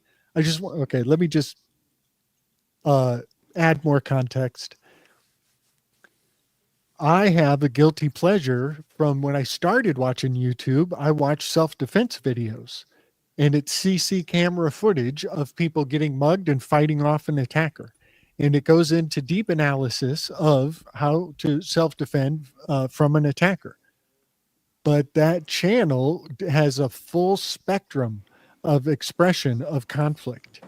And sometimes I realize, did I just watch a snuff video and it's just considered self-defense? You know what I mean? It's super dark, y'all. It's super dark. And if I'm looking back at just self-defense videos and thinking, God, that comes across, it just speaks to the shadow of humanity in the worst of ways. And so I'm realizing that we've been conditioned for all of the lockdowns and the deportation and fighting over what we're going to say. And they're going to take my channel down if I call it the wrong terminology. It's all Schadenfreude porn. All right. I think that's it. You said shadow. I got to give a quick shout out to Joe Root, Lighting the Void channel. Last night he did a show on AI, but that AI. He did Carl Jung's AI, which is active imagination, and went through some cool stuff about that, right? Going into that. And one thing that stood out to me that I felt like I should have known, so I remembered it, was how Jung would talk about the shadow. And it wasn't that Carl Jung was saying that the shadow is bad. He was saying that the shadow is just something that we haven't brought into consciousness yet, or it was the unconscious part of ourselves that could be conscious. So meaning you could have so it's not about good or bad, or not about good or evil, that you could have something say lying dormant good in your shadow that you want to bring to the consciousness. So it's just about that.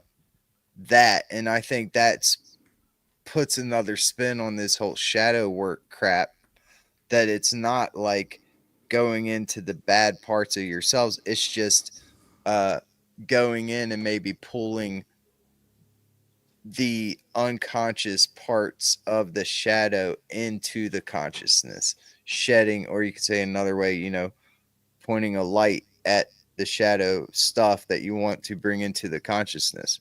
Not that the shadow stuff is all bad. You know, maybe there's some really good shit in there that you want to bring forward. So I thought that was a really cool kind of different spin on this shadow work stuff. It doesn't mean you're going into the dark, evil, bad parts of yourself. It just means you're going into the hidden parts of yourself.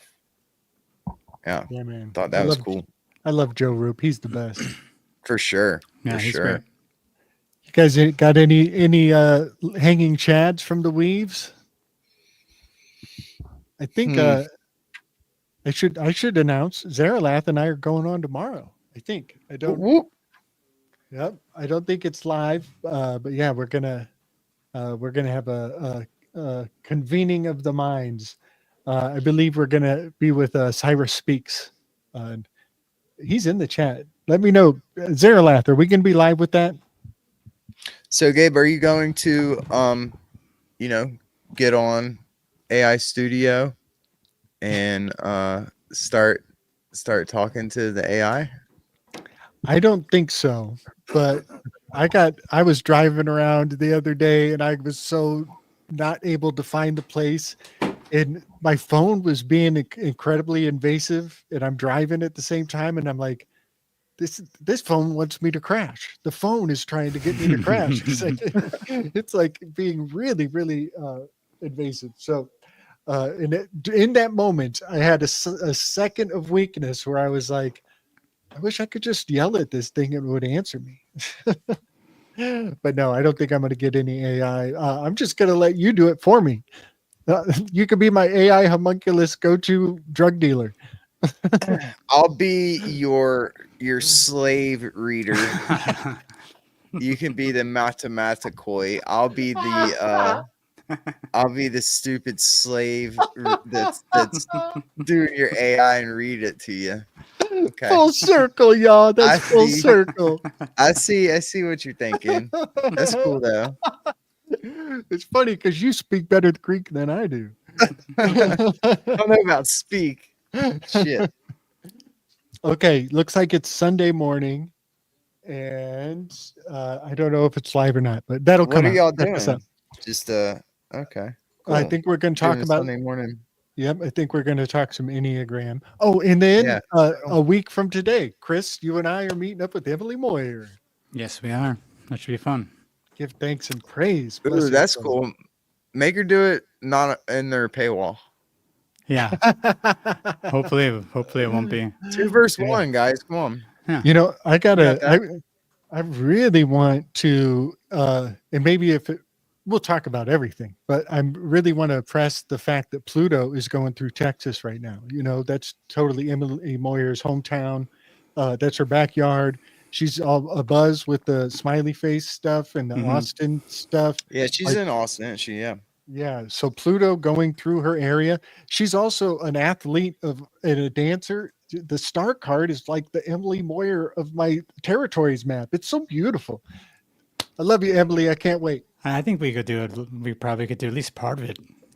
I don't see why not part of it over public. Yeah, Yeah. that'll be Oh, good whatever. times. Yeah. Whatever works. But that would be a great conversation, though. That's Yes. kind of. Yes. Thank you, everybody, for showing up. Big love to Zaralath. Let's see. Oh, here he is. Yeah, we'll figure it out. Sunday morning, check us out over on Zaralath Immortal. And if you missed it, y'all, if you guys are looking for a real good time, check out Zaralath and my work on the Holy Mountain. It's a 3-hour segments walking through the Enneagram and the Zodiac with Jodorowsky's masterpiece. I'll just leave it at that. It's a good project. All right, fellas. I'm feeling it. Are y'all feeling it? You ready for Kalratri Day tomorrow? Yeah, which muse is it? Number 7.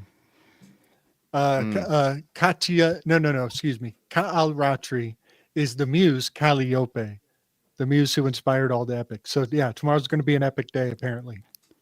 Let's And hope. the moon is lining up with Mars for another ear castration. Yeah, keep your ears to the ground, y'all. Ears to the ground. Right on. Had an awesome time, guys. Yeah, Nice. this is great. Thanks, Gabe. Yeah. Thanks, Chris. Thank you both. Thank you both. Yeah. Big Always love. Always great Thanks, with you guys. chat. Yeah. Peace out, Dissident Dancers.